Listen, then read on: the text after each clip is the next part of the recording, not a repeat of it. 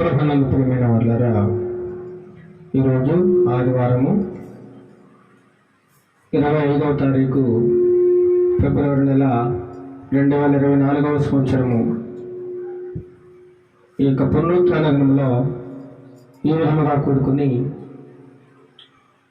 దేవుడిని ఆరాధించడానికి దేవుడిచ్చిన గొప్ప అవకాశాన్ని బట్టి ఆయనకి వందనాలు స్తోత్రాలు చెల్లిస్తూ ప్రార్థన చేసుకుని ఆరాధనను ప్రారంభం చేసుకుందాం. నిన్న నేడు నిరంతరం ఏకరీతిగా ఉన్న మా దేవ, నీకే స్తుతులు స్తోత్రములు చెల్లిస్తున్నాం నాయన. గడిచిన ఆదివారం నుండి ఈ ఆదివారం నాయన పునరుత్థాన దినం వరకు నన్ను మమ్మల్ని నీ ప్రియ బిడ్డలందరినీ సజీవుల లెక్కల్లో ఉంచి కాచి కాపాడి భద్రపరిచి నడిపించి పోషిస్తున్న విధానాన్ని బట్టి మీకే వందనాలు స్తోత్రాలు చెల్లిస్తున్నాను నాయన. ఈ ఉదయకాల సమయంలో కొద్ది మందిగా కూడుకొని నేను ఆరాధిస్తూ ఉండగా మా ఆరాధనలో మీరు ఉండండి నాయన. ఈ యొక్క ప్రాంగణంలో మీరుండి ఈ యొక్క ఆరాధనను మీకు మహిమకరముగాను అనేకులకు ఆశీర్వాదకరముగాను జరిగించండి నాయన. పాటలు పాడుచుండగా మా యొక్క స్వరబలను ముట్టండి. పాటలు పాడుచున్న బిడ్డలను దీవించండి, ఆశీర్వదించండి. మా యొక్క స్తుతుల మీద మీరు ఆశీర్వే ఉండండి నాయన. ఎంతమంది స్వరాన్ని వింటున్నారో వారందరినీ దీవించండి, ఆశీర్వదించండి. రాబో కాలంలో ఈ సువార్త ప్రకటించబడడం కూడా చాలా కష్టతరం అవుతుంది నాయన. అనేక చోట్ల క్రైస్తవ వ్యతిరేకులు సువార్తను ఆపాలని సువార్తను అడ్డుకుంటున్నాయన. నీ నామాన్ని ఎంతగానో దూషిస్తూ అవమానపరుస్తూ హేళనగా మాట్లాడుతున్నారు ప్రభువా. రాబో కాలం ఎలా ఉంటుందో మాకు తెలియదు నాయన. మేము బ్రతుకుండగానే నీకు లోబడి, నీ ఆజ్ఞలకు లోబడి, నీ ప్రేమను మేము అర్థం చేసుకుని నీకు ఇష్టమైన జీవితాన్ని జీవించే కృపను మా అందరికీ దయచింది. మాలో ఉన్నటువంటి పాపపు స్వభావాలను, అంధకార చీకటి స్వభావాలను మీరు మీకు అమూల్యమైన రక్తం చేత కడిగి శుద్ధి చేసి నీ పాత్రలుగా వాడుకోమని మిమ్మల్ని వేడుకుంటున్నాం నాయన. ఎంతమంది అయితే సమస్యలతో, ఇరుకులతో, ఇబ్బందులతో, వేదనలతో ఉన్నారో, చెప్పుకోలేని సమస్యలతో ఉన్నారో వారందరినీ మీరు ధైర్యపరచండి, ఓదార్చండి నాయన.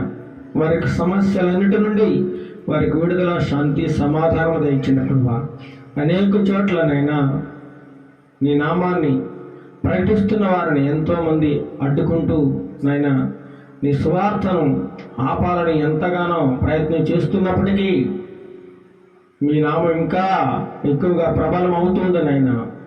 మీ నామం ఇంకా ఎక్కువగా ప్రకటింపబడుతుంది నాయన. అందుకు మేము ఎంతో నాయన గర్వపడుతూ ఉన్నాము నాయన. ప్రతి మోకాలు యేసు నామములో వంగాలని నీ వాక్యం సెలవిస్తుంది నాయన. అదే ప్రకారంగా ప్రతి నాలుక యేసు ప్రభు అని ఒప్పుకోవాలని నీ వాక్యం సెలవిస్తుంది ప్రభు. ఆ విధానంలోకి నీ ప్రియబిడ్డలందరినీ మార్చమని ఘనత, మహిమ, ప్రభావాలు మీకు చెల్లిస్తూ నజరేయుడైన యేసుక్రీస్తు నామమున అడిగి ప్రార్థిస్తున్నాం తండ్రి. ఆమేన్, ఆమేన్.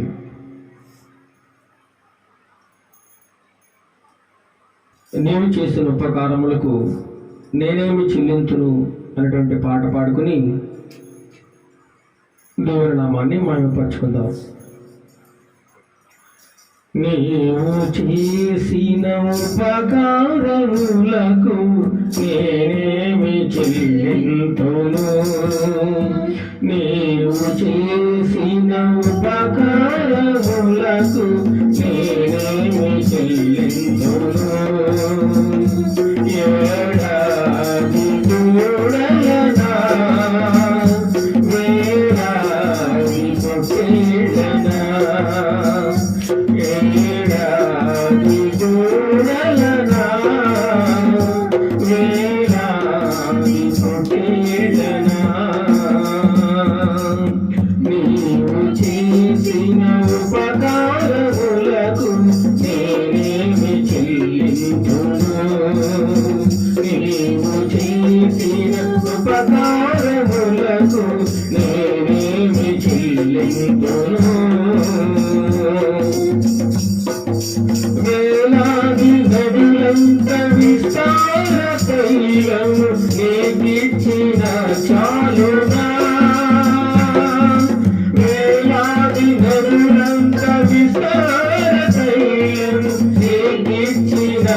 చాలునా గర్భఫలమైన నా జ్యేష్ఠ పుత్రుని నీకిచ్చిన చాలునా గర్భఫలమైన నా జ్యేష్ఠ పుత్రుని నీకిచ్చిన చాలునా ఏడాది దూడలనా వేలాది పొట్టేళ్ళనా ఏడాది దూడలనా వేలాది పొట్టేళ్ళనా నీవు చేసిన ఉపకారములకు నేనేమి చెల్లించును నీవు చేసిన ఉపకారములకు నేనేమి చెల్లించును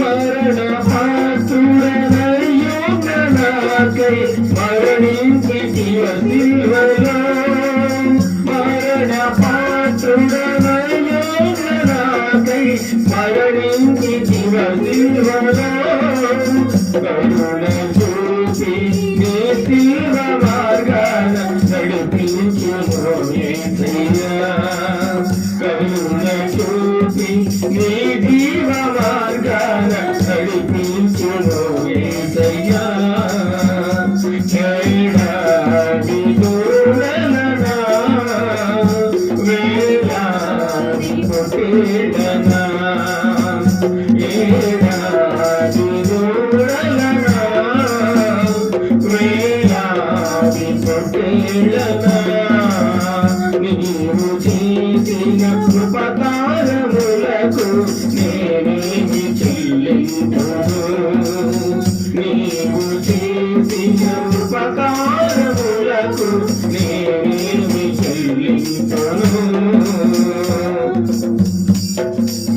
తిరిగి నలిగిన బలియాగమును నా హృదయమర్పించును తిరిగి నలిగిన బలియాగమును నా హృదయమర్పించును రక్షణ పాత్రను చేబూడి నిరతం నిన్ను వెంబడించెదను రక్షణ పాత్రను చేబూడి నిత్యం నిన్ను వెంబడించెదను ఏడాది దూడలనా వేలాది పొట్టేళ్ళనా ఏడాది దూడలనా వేలాది పొట్టేళ్ళనా నీవు చేసిన ఉపకారములకు నేనేమి చెల్లించును నీవు చేసిన ఉపకారములకు నేనేమి చెల్లించును ఏడాది దూడలనా వేలాది పొట్టేళ్ళనా ఏడాది దూడలనా వేలాది పొట్టేళ్ళనా నీవు చేసిన ఉపకారములకు నేనేమి చెల్లించును నీవు చేసిన ఉపకారములకు నేనేమి చెల్లించును హల్లెలూయా హల్లెలూయా నక్కి నక్కి వచ్చినాడు జక్కయ్య జక్కయ్య పొట్టి జక్కయ్య జక్కయ్య పొట్టి జక్కయ్య నేడు చెట్టు ఎక్కుతూ జారినాడు జక్కయ్య జక్కయ్య పొట్టి జక్కయ్య జక్కయ్య పొట్టి జక్కయ్య అలసిపోయి కొమ్మ మీద మారినాడు యేసు కొరకు ఎదురు చూచినాడు అలసిపోయి కొమ్మ మీద మారినాడు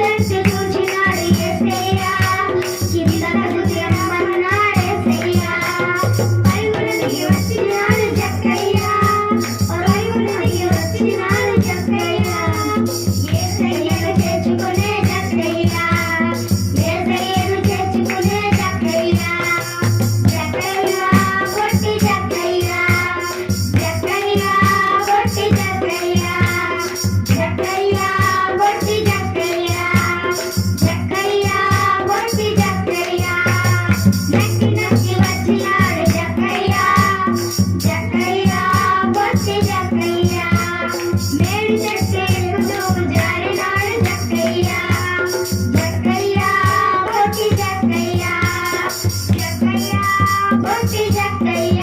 హల్లెలూయా.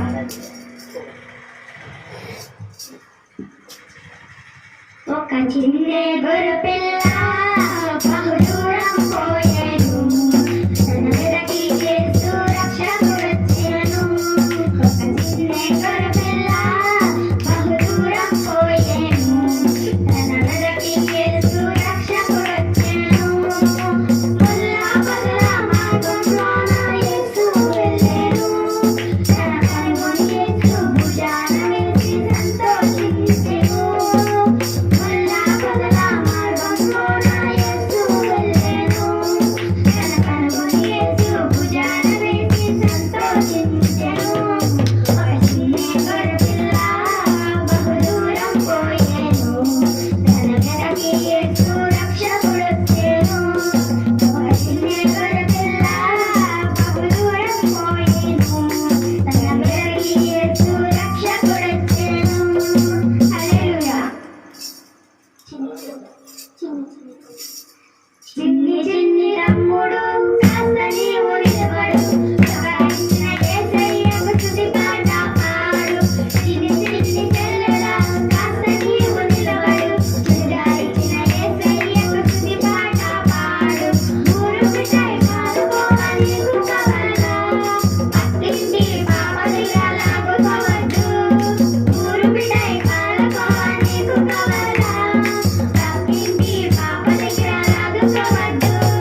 తండ్రి యేసు ఎల్లప్పుడూ చూస్తూ ఉంటాడు. తప్పకుండా మీకు దండనిస్తాడు.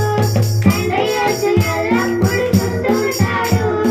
తప్పకుండా మీకు దండనిస్తాడు. చిన్ని చిన్ని తమ్ముడు కాస్త నీవు నిలబడు. చక్కరిచ్చిన యేసయ్యకు స్తుతి పాట పాడు. చిన్ని చిన్ని చెల్లెలా కాస్త నీవు నిలబడు. సుధారించిన యేసయ్యకు స్తుతి పాట పాడు. సుధారించిన యేసయ్యకు స్తుతి పాట పాడు. సుధారించిన యేసయ్యకు స్తుతి పాట పాడు. హల్లెలూయా. ఒక పాట పాడుకుని దేవుని నామాన్ని మహిమపరచుకుందాం. విత్తనం విరగకపోతే ఫలించునా, కష్టాలే లేకపోతే కిరీటమే వచ్చునా. విత్తనం విరగకపోతే ఫలించునా, కష్టాలే లేకపోతే కిరీటమే వచ్చునా. శ్రమలే నా అతిశయం, శ్రమలోనే ఆనందం, శ్రమలయందు ఉత్సాహం, విశ్వాసమే నా బలం. శ్రమలే నా అతిశయం, శ్రమలోనే ఆనందం, శ్రమలయందు ఉత్సాహం, విశ్వాసమే నా బలం.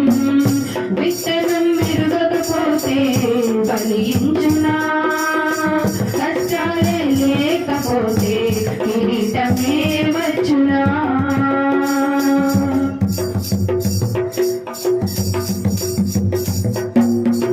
పోరాటం దేవునిదైతే నాకేలా ఆరాటం.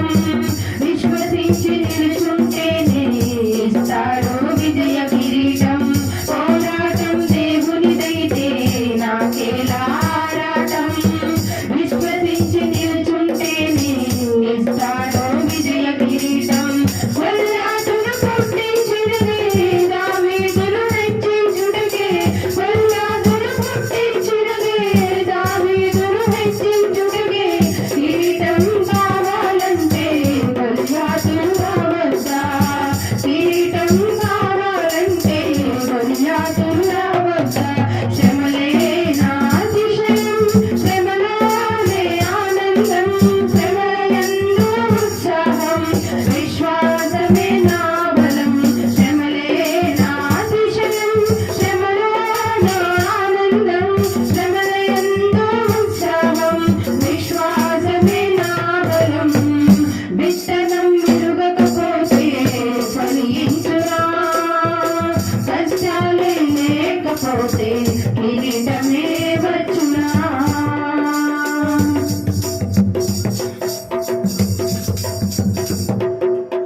సేవించే మహాదేవుడు రక్షించక మానునా.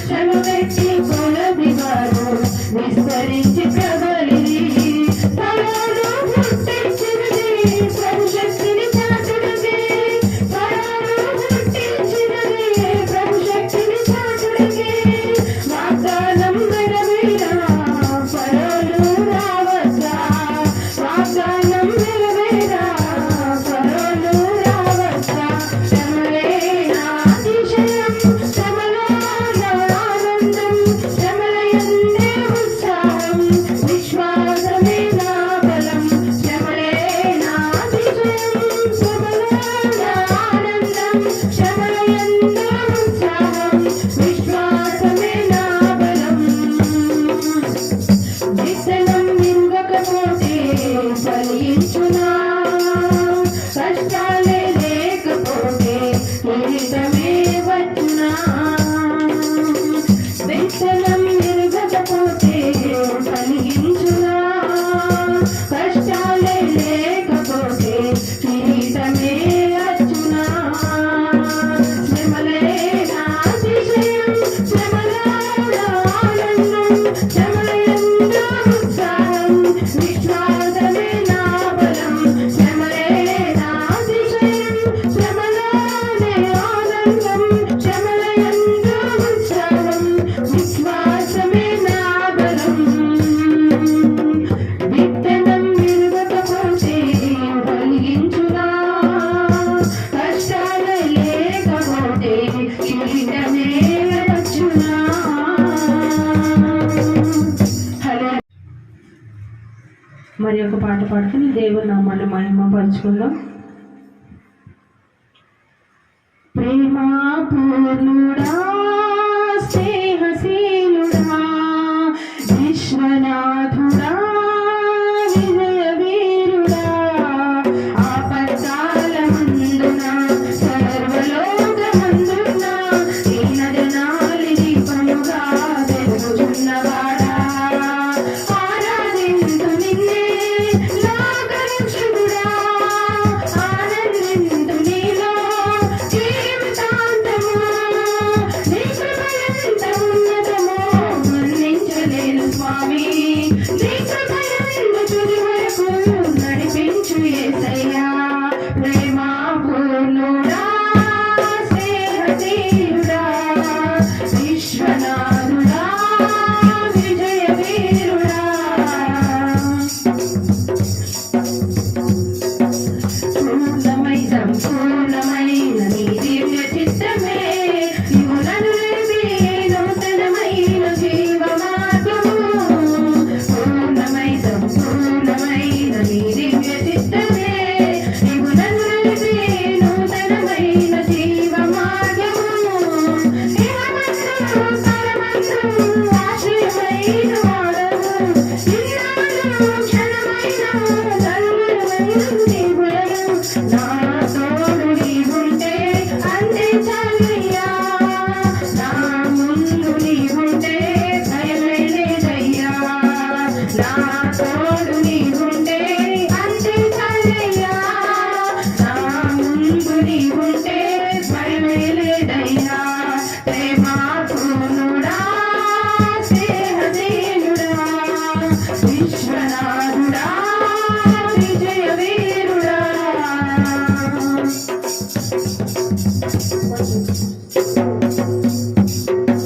భాగ్యమే సౌభాగ్యమై నీ దివ్య సన్నిధి పవిత్రమైన నీ కృప నాపై చూపితివే భాగ్యమై సౌభాగ్యమై నీ దివ్య సన్నిధి పవిత్రమైన నీ కృప నాపై చూపితివే బలమైన ఘనమైన నీ నామమును వర్షించి ఫలించి కీర్తించి ఘనపరచు నిన్ను యేసయ్యా నా తోడు నీవుంటే అంతే చాలయ్యా నా ముందు నీవుంటే భయమే లేదయ్యా నా తోడు నీవుంటే అంతే చాలయ్యా నా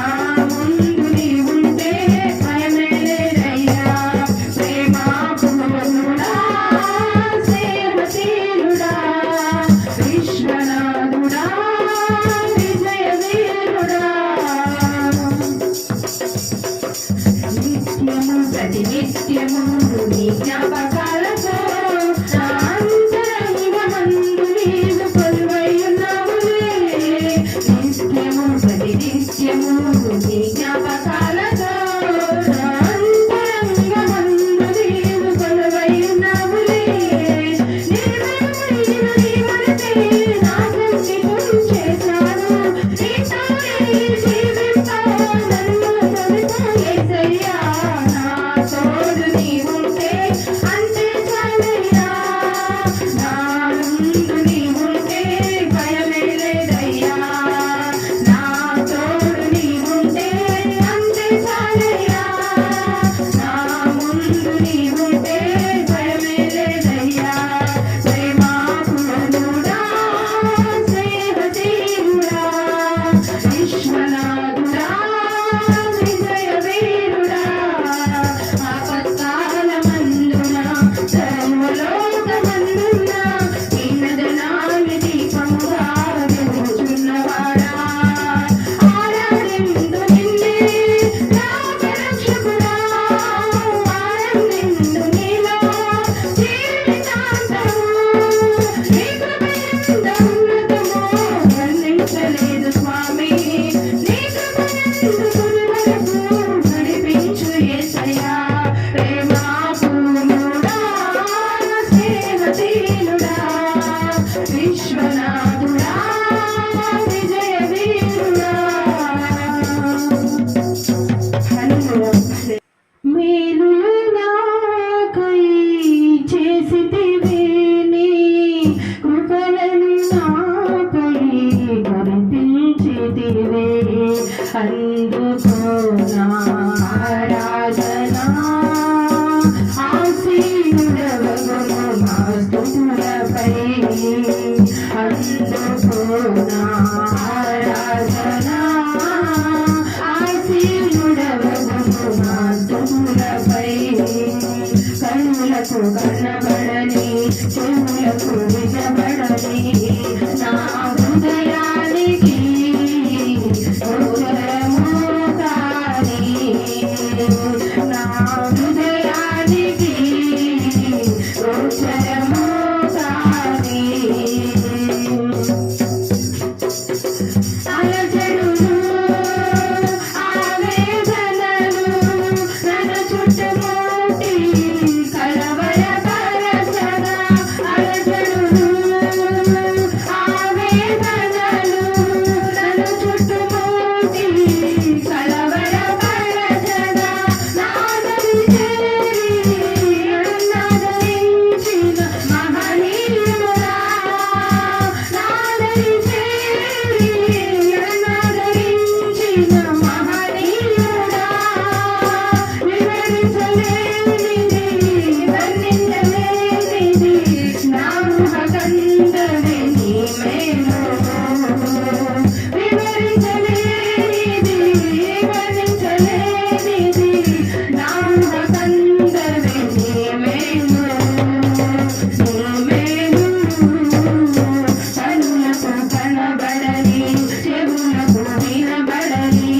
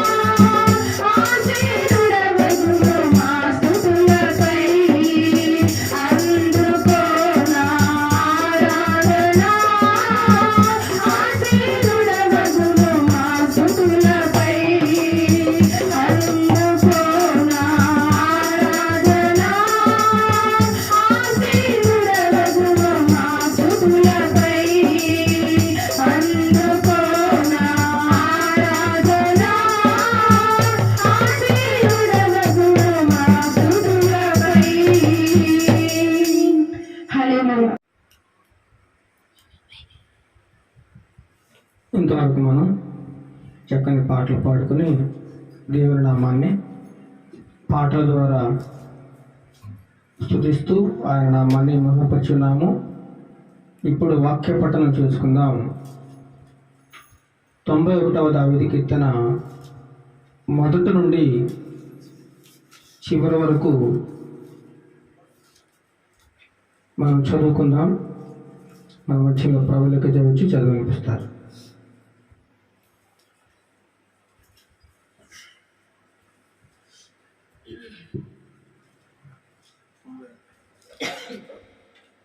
తొంభై 91వ కీర్తన చదువుకుందాం.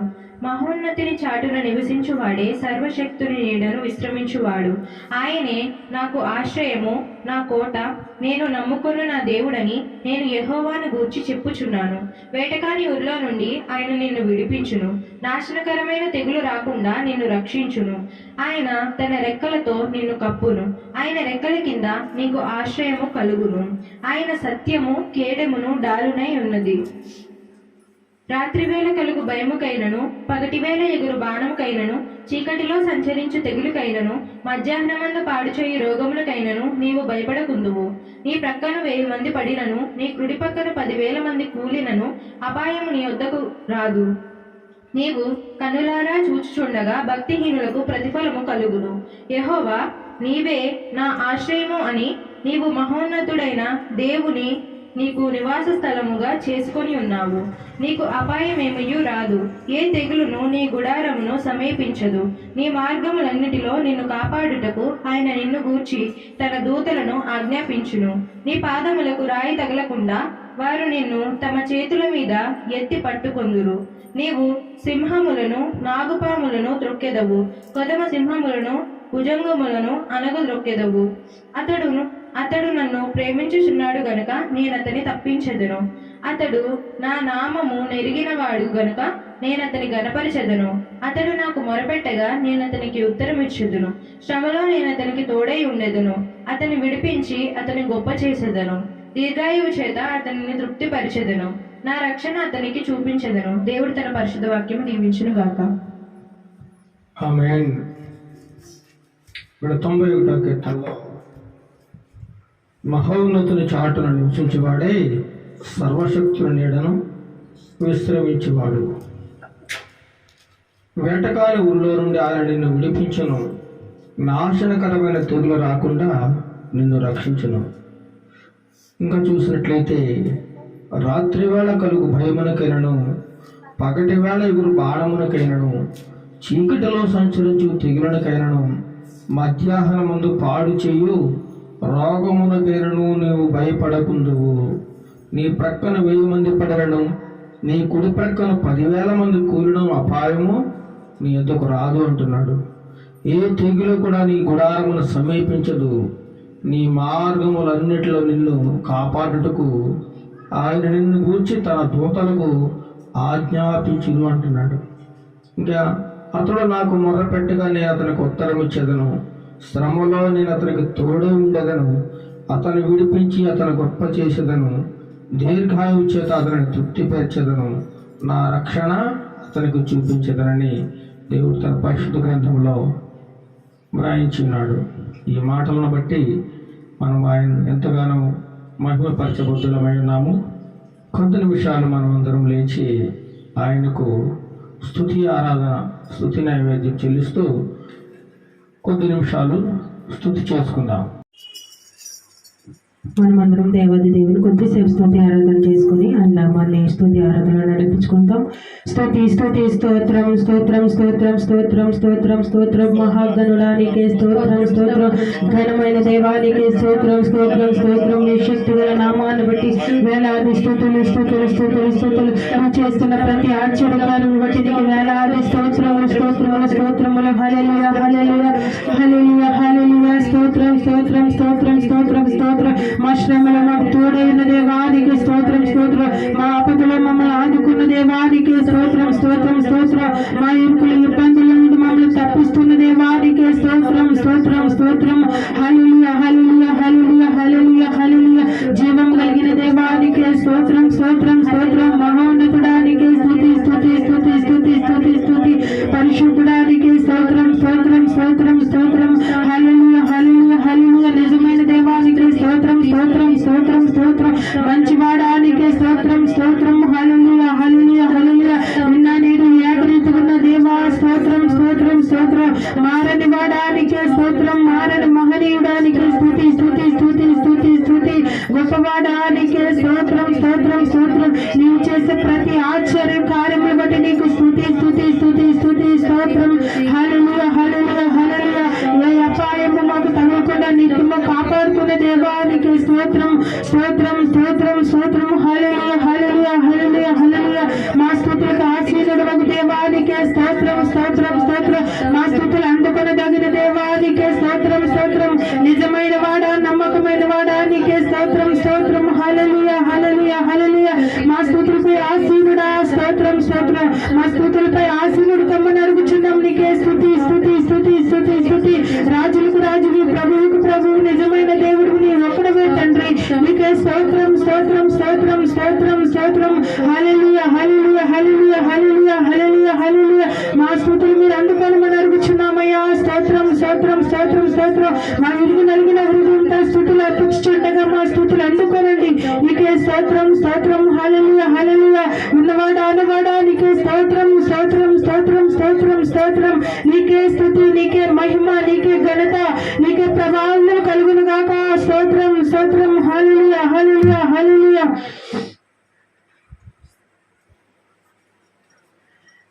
పౌలవలెను శైలవలెను నిన్ను స్తుతింతునా పౌలవలెను శైలవలెను నిన్ను స్తుతింతునా సకల శ్రమను ఎన్నొచ్చినా నిన్నే భరింతును సకల శ్రమను ఎన్నొచ్చినా నిన్నే ఘనపరతును నిత్య స్తుతులపై ఆశీనుడా నీకే ఆరాధన నిత్య స్తుతులపై ఆశీనుడా నీకే ఆరాధన ఆత్మతోను సత్యముతోను ఆరాధించెదను ఆత్మతోను సత్యముతోను ఆరాధించెదను ఆరాధించెదను మోషే వలెను యెహోషువ వలెను నిన్ను స్తుతింతును మోషే వలెను యెహోషువ వలెను నిన్ను స్తుతింతును విజయ గీతమునే పాడుచు సియోనుకు చేరెదా విజయ గీతమునే పాడుచు సియోనుకు చేరెదా ఆత్మతోను సత్యముతోను ఆరాధించెదను ఆత్మతోను సత్యముతోను ఆరాధించెదను ఆరాధించెదను నిత్య స్తుతులపై ఆశీనుడా నీకే ఆరాధన నిత్య స్తుతులపై ఆశీనుడా నీకే ఆరాధన ప్రార్థన చేసుకుందాం. మహోన్నతుడ మహాగణుడని సర్వశక్తి గల నామానికి వేలాది స్తుతులు స్తోత్రములు చెల్లించుకుంటున్నాం. గడిచిన వారం నుండి వారం వరకు నన్ను మమ్మలను నీ ప్రియ బిడ్డలందరినీ తన ప్రభ నీ సజీవ రెక్కల కింద కాచి కాపాడినందుకు ఏమిచ్చినా నీ రుణం మేము తీర్చగలం ప్రభా. మా నలిగిన హృదయంతో కేవలం నీకు స్తుతులు అర్పించుండగా మా స్తుతులపై మీరు ఆశీనుడు కమ్మని అడుగుచున్నాం తండ్రి.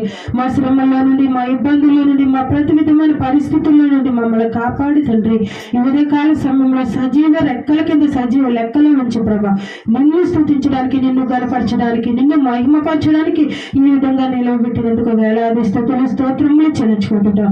మాకు ఇచ్చిన ఆరోగ్యాన్ని బట్టి నీకు వందనాలు, మాకు ఇచ్చిన ఆహారాన్ని బట్టి నీకు వందనాలు ప్రభా.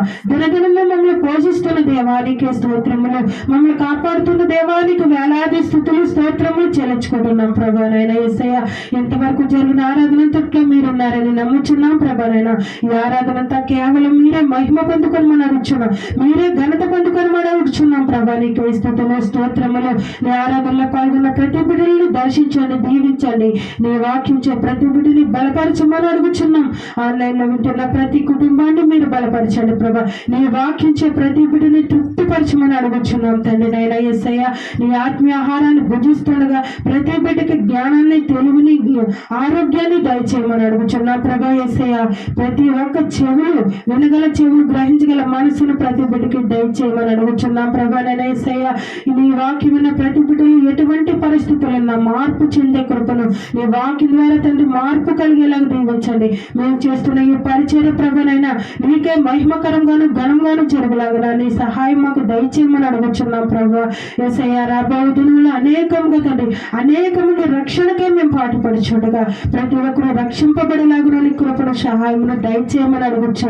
నీ దైవ సేవకులు అభిషేకించండి, ఏనంతల ఆత్మతో నింపండి. నీ వాక్యం ద్వారా నీ ఆత్మీయాహారాన్ని ప్రతి బిడ్డకి అందించమని అడగచ్చు.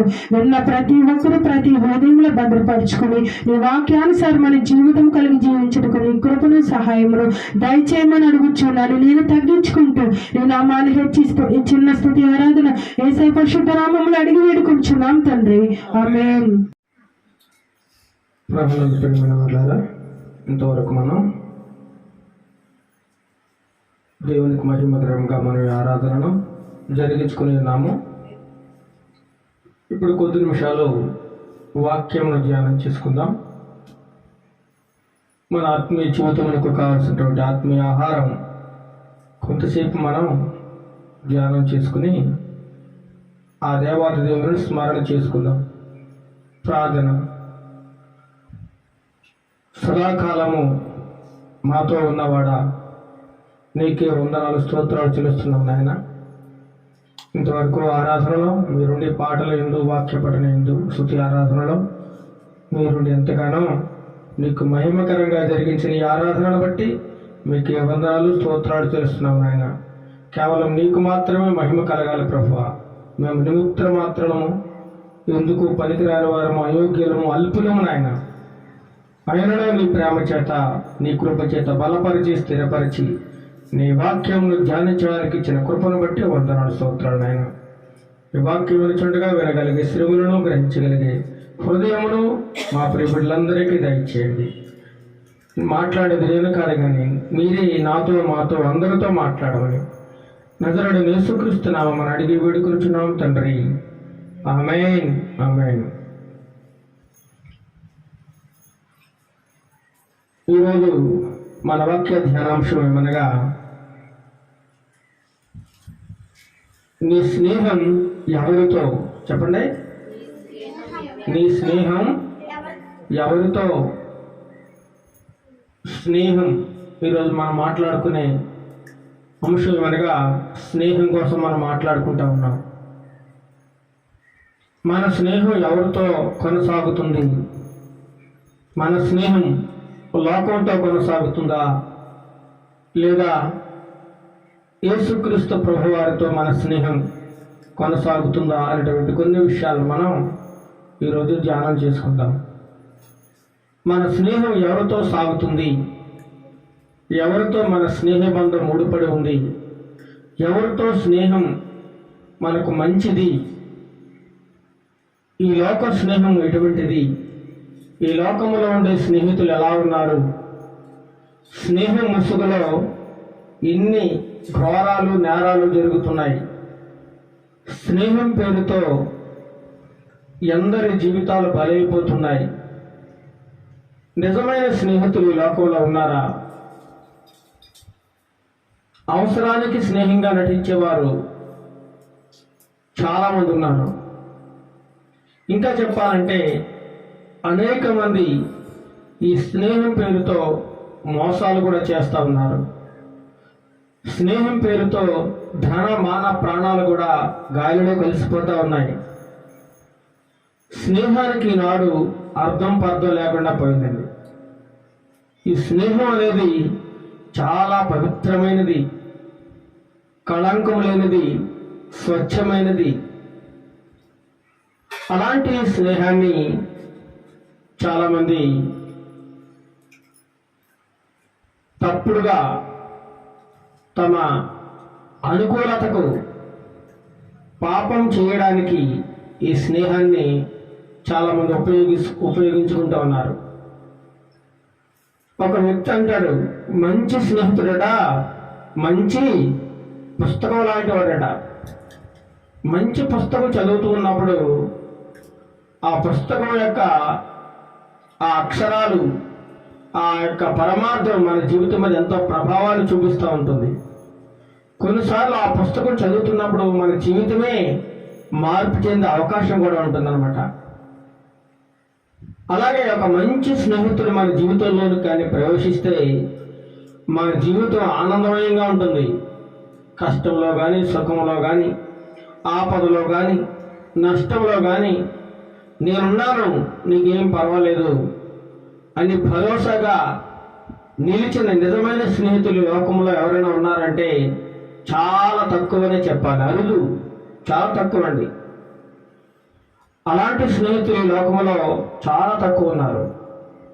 అసలు స్నేహం అంటే ఇద్దరు మనుషుల మధ్య వారి యొక్క మనసుల కలయిక, వారి యొక్క భావాలు, వారి యొక్క మాటలు కలిస్తేనే వారి మధ్య స్నేహం అనేది చిగురిస్తూ ఉంది. దీనిని ఆత్మీయ కలయిక అని కూడా మనం అనుకోవచ్చు. ఇంకా చెప్పాలంటే స్నేహం అనేదట ఎటువంటి ప్రతిఫలాన్ని కూడా ఆశించకుండా ఉండేదే నిజమైన స్నేహం. ఈ స్నేహానికి వయసుతో కానీ, కులంతో కానీ, భాషతో కానీ, లేదా ప్రాంతీయతతో కానీ, దేశంతో కానీ ఏమాత్రం సంబంధం లేదండి. ఎప్పుడు ఎక్కడ ఎవరితో అయినా సరే మనం స్నేహం చేయవచ్చు. స్నేహం ఎప్పుడు ఎలా చిగురిస్తుందో కూడా మనకు తెలియదు. అది మనుషుల స్వభావం, మనసులతో ముడిపడి ఉంటుందన్నమాట ఈ స్నేహం అనేది. ఈనాడు చూసినట్లయితే అన్నదమ్ముల మధ్య స్నేహబంధం లేదు, అక్క చెల్లెల మధ్య స్నేహబంధం లేదు, బంధువుల మధ్య స్నేహబంధం లేదు. ఈనాడు స్నేహం ఎలా ముడిపడి ఉందంటే స్వార్థంతో ముడిపడి ఉంది. ఏదో ఆశించి, ఏదో పొందుకోవాలని, ఏదో దక్కించుకోవాలనే ఆశతో ఈనాడు స్నేహాన్ని స్వార్థం కోసం ఉపయోగించుకుంటా ఉన్నారు. తమ్ముడు అన్నను మోసం చేస్తూ ఉన్నాడు, అన్న తమ్ముడిని మోసం చేస్తూ ఉన్నాడు. అక్క ఏమో చెల్లిని మోసం చేస్తూ ఉంది, చెల్లేమో అక్కను మోసం చేస్తూ ఉంది. అంతా నేనే, అంతా నాదే అన్న అహంకారంతో, స్వార్థంతో ఈనాటి మనుషుల మధ్య స్నేహం నిండిపోయిందండి. నేనే బ్రతకాలి, నేనే ఉండాలి, ఇంకెవరో బ్రతకూడదనే స్వార్థం మనుషుల మధ్య ఎక్కువైపోయింది. బంధాలు కూడా మంట కలిసిపోతూ ఉన్నాయన్నమాట. స్నేహ బంధం అనేది ఎంత ప్రాముఖ్యత, ఎంత ఆత్మీయ బంధం అది ఈనాడు మనుషుల మధ్య కనిపించడం లేదు. ఒక తండ్రి తన కొడుకుతో ఎలా అంటున్నాడట, ఏమని? డాడీ ఒక ఆర్టికల్లో చదివాను నేను. డాడీ నాకు ఫేస్బుక్లో, ఇన్స్టాగ్రామ్లో, ట్విట్టర్లో చాలామంది ఫ్రెండ్స్ ఉన్నారు. ఏమంటున్నాడు? చాలామంది ఫ్రెండ్స్ ఉన్నారు. ఎంతమంది ఉన్నారు బాబు? వేలల్లో ఉన్నారు ఫ్రెండ్స్. నాకు చాలా ఫ్రెండ్స్ ఫాలోయింగ్ ఉంది, నేను చాలా గ్రేట్ డాడీ అని కొడుకు తండ్రితో చాలా సంతోషంగా చెప్పుకుంటున్నాడు. చాలా సంతోషంగా.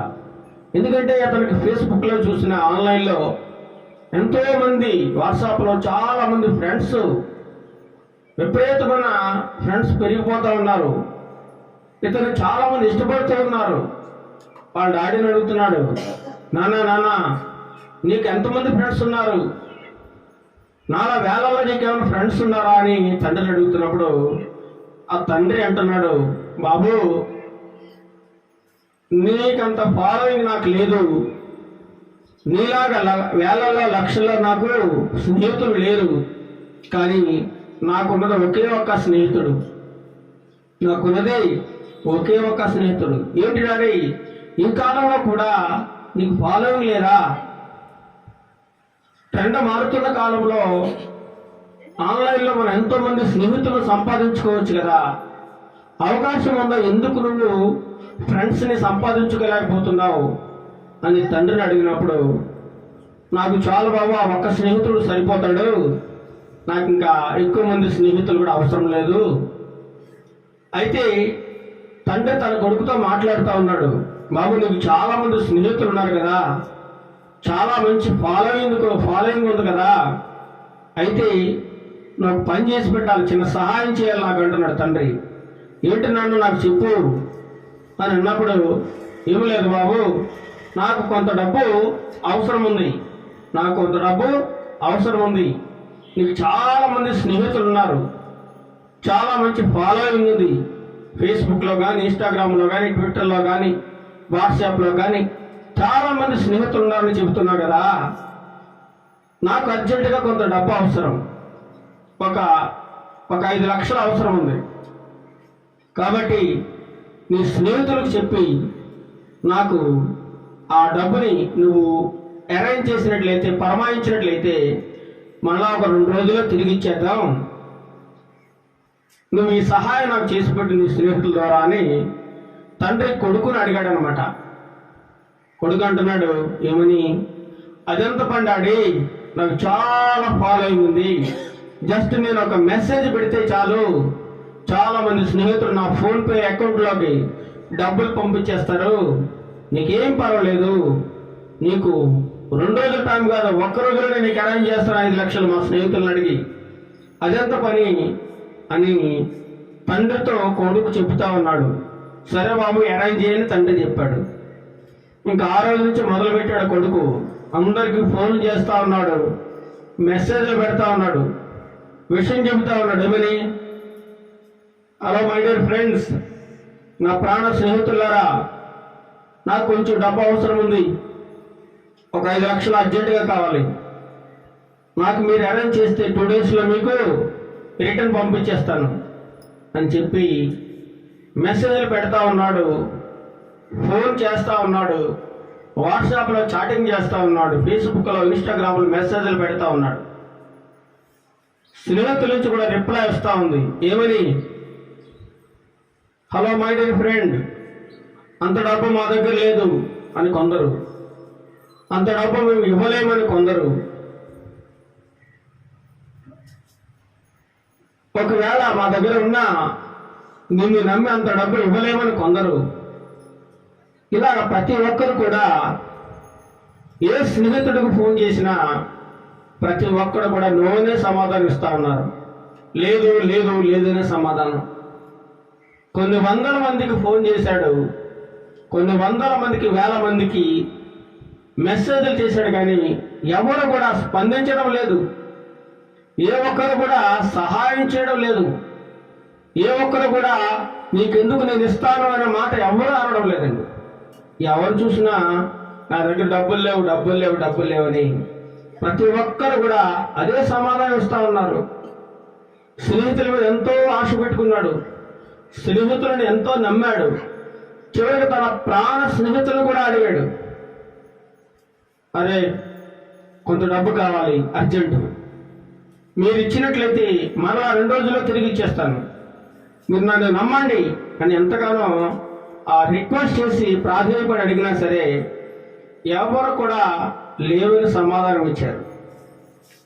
2 రోజులు అయిపోయింది. చివరిగా ఒకే ఒక స్నేహితుడు ఉన్నాడు, అతను బాగా క్లోజ్ ఫ్రెండ్, వీడైతే నీకు నా మాట కాదనడు, వీడిని అడిగితే నాకు తప్పకుండా సహాయం చేస్తాడు అన్న ఉద్దేశంతో ఆ స్నేహితుడికి ఫోన్ చేశాడు. ఫోన్ చేసి, మై డియర్ ఫ్రెండ్, నాకు కొంత డబ్బు అవసరం, ఒక 5 లక్షలు నాకు మీరు అరేంజ్ చేసినట్లయితే నేను మరలా 2 రోజుల్లో ఇస్తాను అని చెప్పినప్పుడు, నా దగ్గర అంత డబ్బు లేదు, నేను ఇవ్వలేను, సారీ అని చెప్పి ఫోన్ పెట్టేశాడు. ఏ ఒక్కరు కూడా సహాయం చేయడానికి ముందుకు రావడం లేదండి. ప్రతి ఒక్కరు కూడా హ్యాండ్ ఇచ్చేసారు, లేవని చెప్పేశారు. ఈ అబ్బాయి ఎంతో బాధపడతా ఉన్నాడు. అయ్యో, నా తండ్రికి నేను మాట ఇచ్చాను, ఎంతోమంది వేలలో నాకు స్నేహితులు ఉన్నారు, సహాయం చేసేవాళ్ళు ఎంతోమంది ఉన్నారు అనుకున్నాను. వీళ్ళందరూ నన్ను నమ్మి నాకు ఫ్రెండ్ రిక్వెస్ట్లు పెడుతున్నారు, నాకు కష్టములో, బాధలో, ఇరుకులో, ఇబ్బందుల్లో తోడుగా ఉంటారనుకున్నాను. ఏ ఒక్కరు కూడా స్పందించడం లేదు అని చెప్పి చాలా బాధపడుతూ ఉన్నాడు. చివరికి తండ్రి అడిగాడు, బాబు ఏమైనా పని అయిందా, ఎవరైనా ఇస్తారని అన్నారా అంటే, లేదు డాడీ, ప్రతి ఒక్కరిని అడిగాను, ఏ ఒక్కరు కూడా లేవని చెబుతున్నారు, ఇవ్వలేమని అంటున్నారు, నా వల్ల కాదు అని చెప్పేశాడు. సరే బాబు, నువ్వేం బాధపడకు అని చెప్పి, సరే నాకు ఒకే ఒక స్నేహితుడు ఉన్నాడు, చివరిగా మనిద్దరం కలిసి ఆ స్నేహితుడి దగ్గరికి వెళ్ళి, నా స్నేహితుడి దగ్గరికి, తండ్రి స్నేహితుడు అనమాట, నా స్నేహితుడి దగ్గరికి వెళ్ళి అతను అడుగుదాం, ఒకవేళ ఇస్తాడేమో చూద్దామని చెప్పి తన కొడుకుని వెంట పెట్టుకుని తండ్రి తన స్నేహితుడింటికి కొడుకుని తీసుకుని వెళ్ళాడు. వెళ్ళి రాత్రి సమయంలో వెళ్ళాడు. వెళ్ళి కాలింగ్ బెల్ నొక్కిన తర్వాత స్నేహితుడు బయటకు వచ్చాడు. బయటకు వచ్చి, ఏంట్రా ఎలా వచ్చావు, నీ కొడుకుని తీసుకుని ఈ రాత్రి సమయంలో అని అడిగినప్పుడు, ఏమీ లేదురా, నాకు కొంత డబ్బు అవసరం ఉంది, చాలా అర్జెంటు, ఒక 5 లక్షలు కావాలి అని చెప్పాడు తండ్రి. కొడుకు ఇదంతా వింటున్నాడు, చూస్తూ ఉన్నాడు.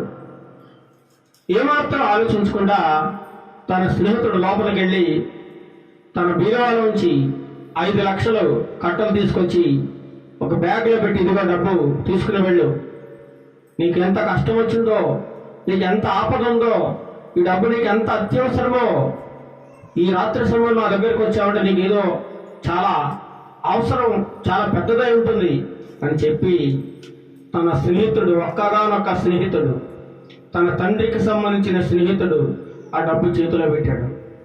అప్పుడు ఈ తండ్రి అంటున్నాడు, మై డియర్ ఫ్రెండ్, నాకు ఈ డబ్బు ఇప్పుడు ప్రస్తుతానికి అవసరం లేదు, కానీ స్నేహితులు అంటే ఎలా ఉంటారో, స్నేహం విలువ ఎలా ఉంటుందో నా కొడుక్కి చూపించాలని, తెలియజేయాలని, స్నేహం ఎలాంటి వారితో చేస్తే మంచిదో, ఎలాంటి స్నేహితులు మనం సంపాదించుకోవాలో అనే విషయం నా కొడుకు అర్థం అవడం కోసం నువ్వెంత మంచి స్నేహితుడో నా కొడుకు తెలియజేయాలనే ఉద్దేశంతో ఇక్కడికి వచ్చి నిన్ను అడిగాను తప్ప ఇప్పుడు నాకు అవసరం లేదని చెప్పి ఆ స్నేహితుడు చెప్పాడు.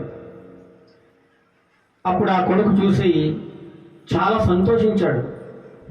మా డాడీకి ఒక గొప్ప మంచి స్నేహితుడు ఉన్నాడు, కానీ నాకు వేలల్లో, లక్షల్లో, ఆన్లైన్లో ఎంతోమంది స్నేహితులు ఉన్నారు, కానీ ఏ ఒక్కరు కూడా సహాయం చేసేవాళ్ళు కాదు. అందరూ దొంగలై, స్వార్థపరులై, ఇన్స్టాగ్రామ్లో, ఫేస్బుక్లో, ట్విట్టర్లో, వాట్సాప్లో చూసి మనం స్నేహితులను చూసి ఎంతో పొంగిపోతూ ఉంటాం. ఎవడన్నా ఒక లైక్ కొట్టాడు అనుకోండి, ఏదో పెద్ద కొన్ని కోట్లు ఇచ్చినట్టు మనం ఫీల్ అయిపోతూ ఉంటాం అన్నమాట. ఆ ఫాలోయింగ్ చూసి ఎంతో మురిసిపోతూ ఉంటారు, కానీ ఏమాత్రం ఉపయోగం ఉండదండి, ఏమాత్రం ఉపయోగం ఉండదు.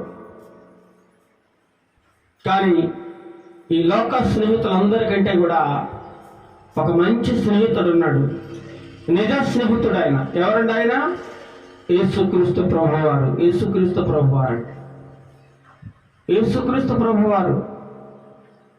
ఆ కొడుకు ఆనాటి నుండి తనకు పనికిరానిటువంటి, తన అవసరానికి ఉపయోగపడని, తన కష్టాన్ని గుర్తించిన స్నేహితులందరినీ కూడా కట్టేసి పారేశాడండి.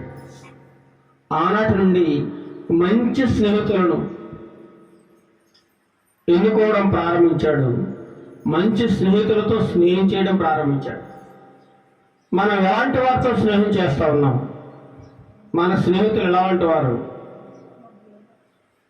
మన స్నేహం ద్వారా ఏ విధంగా మన బంధం ముడిపడుతుంది. మన బాంధవ్యాలు ఎంత చక్కగా ఉంటున్నాయనేటువంటి విషయం మనకు అర్థమవుతుంది మన స్నేహాన్ని బట్టి. అక్కరకరాని స్నేహం, అండగా నిలబడిన స్నేహం, ఆపదలో ఆదుకోలేని స్నేహం, అది నిజమైన స్నేహం ఎప్పటికీ కాదండి. నిజమైన స్నేహితుడు విడవక ప్రేమిస్తాడట.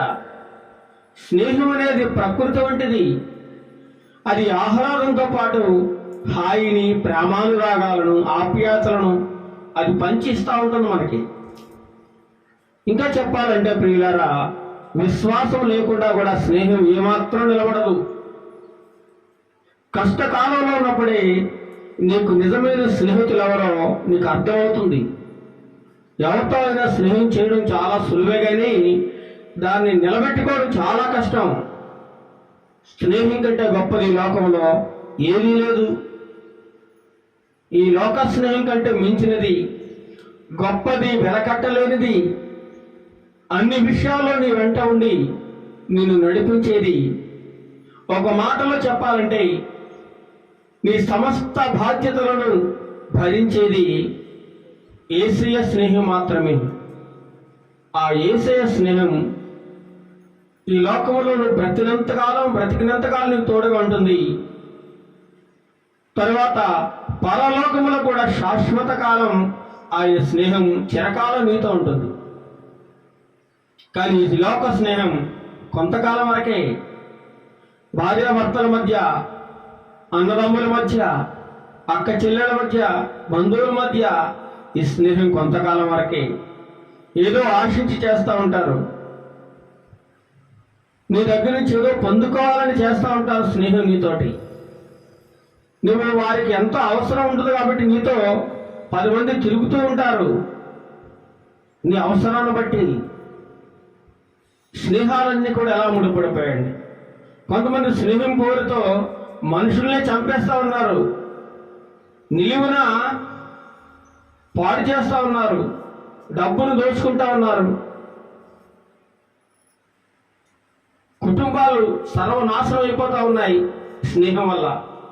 కాబట్టి మన స్నేహం ఎవరితో, ఎలాంటి వారితో మన స్నేహం కొనసాగుతుంది ఒకసారి మనం అర్థం చేసుకోవాలి.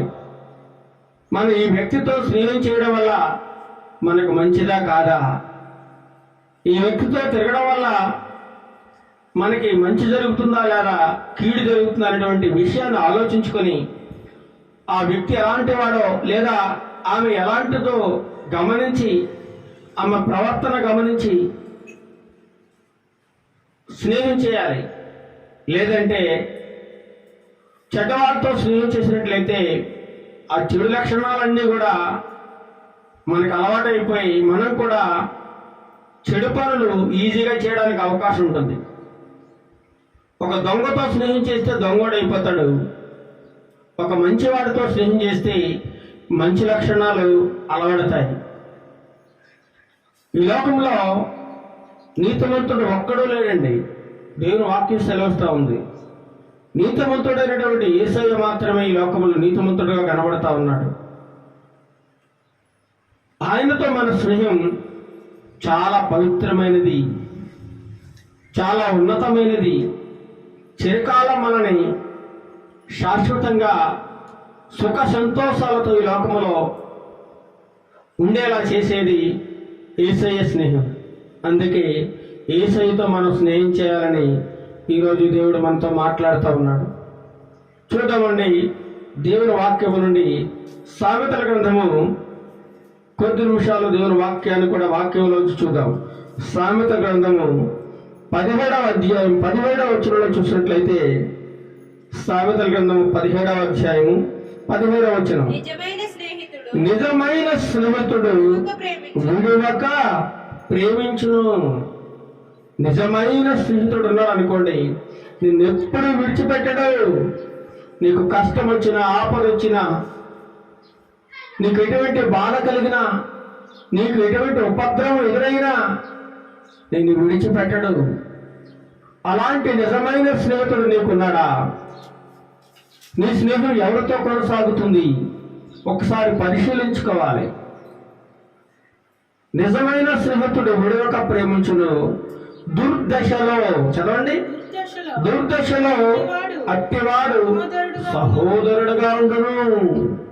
దుర్దశ అనగా నీకు అపాయం సంభవించి లేదా నీకు నష్టం సంభవించినప్పుడు, నీకు బాధ కలిగినప్పుడు, నువ్వు కష్టంలో ఉన్నప్పుడు, నిన్ను అందరూ వదిలేసినప్పుడు నేను నీకున్నాను, నేను నీకు ఒక మంచి అన్నగా, మంచి తమ్ముడుగా, మంచి స్నేహితుడిగా ఉన్నాను, నీకేం పర్వాలేదు అని ధైర్యం ఇచ్చేవాడు, ధైర్యం చెప్పేవాడు, ప్రోత్సహించేవాడు, బలపరిచేవాడు నిజమైన స్నేహితుడు. మరి నీ స్నేహితుడు నిజమైన స్నేహితులా? చాలామంది ఈరోజు స్కూల్స్లో, కాలేజీలో వారు స్నేహితులు సెలెక్ట్ చేసుకుంటూ ఉన్నారు. ఎలాంటి స్నేహితులు అంటే, సినిమాల్లో హీరోలు ఎలాంటి బట్టలు వేసుకుంటున్నారో, ఎవడో ఒక స్నేహితుడు అలాంటి బట్టలు వేసుకుంటే వాడిని చూసి మిగతా స్నేహితులందరూ కూడా అదే బట్టలు వేసుకుంటా ఉన్నారు. సినిమాల్లో కటింగ్ ఎలా చేయించుకుంటున్నాడో అదే రకంగా కటింగ్ చేయించుకుంటా ఉన్నారు. సినిమాల్లో ఎలా మాట్లాడుతూ ఉన్నారో అదే రకంగా బయట కూడా మాట్లాడుతూ ఉన్నారు. సినిమాల్లో లేదా సీరియల్స్లో ఏ విధంగా ప్రవర్తిస్తూ ఉన్నారో బయట మనుషులు కూడా అదే విధంగా ప్రవర్తిస్తూ ఉన్నారండి. సినిమాలను ఫాలో అవుతూ ఉన్నారు, మీడియాను ఫాలో అవుతూ ఉన్నారు, సినిమాలు, టీవీ సీరియల్స్ను ఫాలో అవుతూ ఉన్నారు. ఇక స్త్రీలైతే సీరియల్స్లో ఎటువంటి చీరలు కట్టుకున్నారో, ఎటువంటి అందచందాలను ప్రదర్శిస్తూ ఉన్నారో, ఎటువంటి మేకప్లు వేసుకుంటూ ఉన్నారు, వాళ్ళను ఫాలో అవుతూ ఉన్నారు. వాళ్ళు ఎలా మాట్లాడుతున్నారు, వాళ్ళు ఏ విధంగా నటిస్తున్నారో ఇవన్నీ నేర్చుకుంటా పాడైపోతూ ఉన్నారు చాలామంది. నీ స్నేహితులు ఎలా ఉన్నారు? ఎవరితో నీ స్నేహం కొనసాగుతుంది? ఎవరిని చూసి నువ్వు స్నేహితులు అనుకుంటున్నావు? చాలామంది పిల్లలు స్కూల్స్లో చూసినట్లయితే వారికి సరైన జ్ఞానం చెప్పేవాళ్ళు లేరు. స్కూల్స్లో చదువు మాత్రం చెబుతున్నారు తప్ప వివేకంతో కూడినటువంటి జ్ఞానము, విచక్షణ, గౌరవ మర్యాదలు ఇవేమీ సభ్యత వారికి నేర్పించడం లేదు. ఎంతసేపు చదువు చదువు చదువు చదువు, ఎంతసేపు చదవడమే. అందుకే మా అబ్బాయి స్కూల్లో ఒక టీచర్ వెరిఫికేషన్ కోసం ఇంటికి వచ్చినప్పుడు, ఎలా ఉందండి మా స్కూల్లో చదువు ఎలా ఉంది, భాష్యం స్కూల్లో మీ అబ్బాయి ఎంత బాగా చదువుతున్నాడు చూడండి అని చెప్పినప్పుడు, మీరేమన్నా ఇన్స్ట్రక్షన్స్ ఏమైనా ఇస్తారా మా స్కూల్కి అని అన్నప్పుడు నేను ఒకటి చెప్పాను, చదువుతో పాటు పిల్లలకి మారల్ వాల్యూస్, ఎథిక్స్ కూడా ఉండాలండి. విలువలతో కూడిన విద్య వారికి నేర్పించండి, అప్పుడు వాళ్ళు చాలా బాగుపడతారు.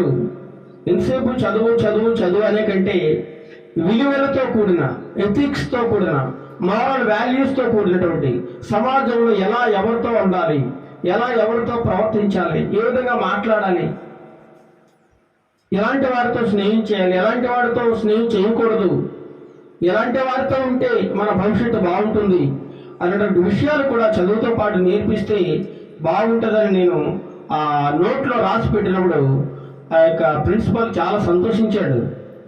చాలామంది తల్లిదండ్రులు మా అబ్బాయి మ్యాథ్స్లో మంచి మార్కులు రావాలండి, ఫిజిక్స్లో రావాలండి, లేదంటే ఇంగ్లీష్లో మార్కులు తక్కువ వచ్చేయండి ఇలాగే చెబుతున్నారు. కానీ మీరు ఒక్కరు మాత్రమే ఇలాంటి పదం వాడారండి. మారల్ వాల్యూస్ అండ్ ఎథిక్స్తో కూడిన విద్యను చెప్పాలని మీరు మాత్రమే చెప్పారని చెప్పి ఆ ప్రిన్సిపల్ చాలా సంతోషించాడు అనమాట. ఎందుకంటే ఇది చాలా అవసరం అండి.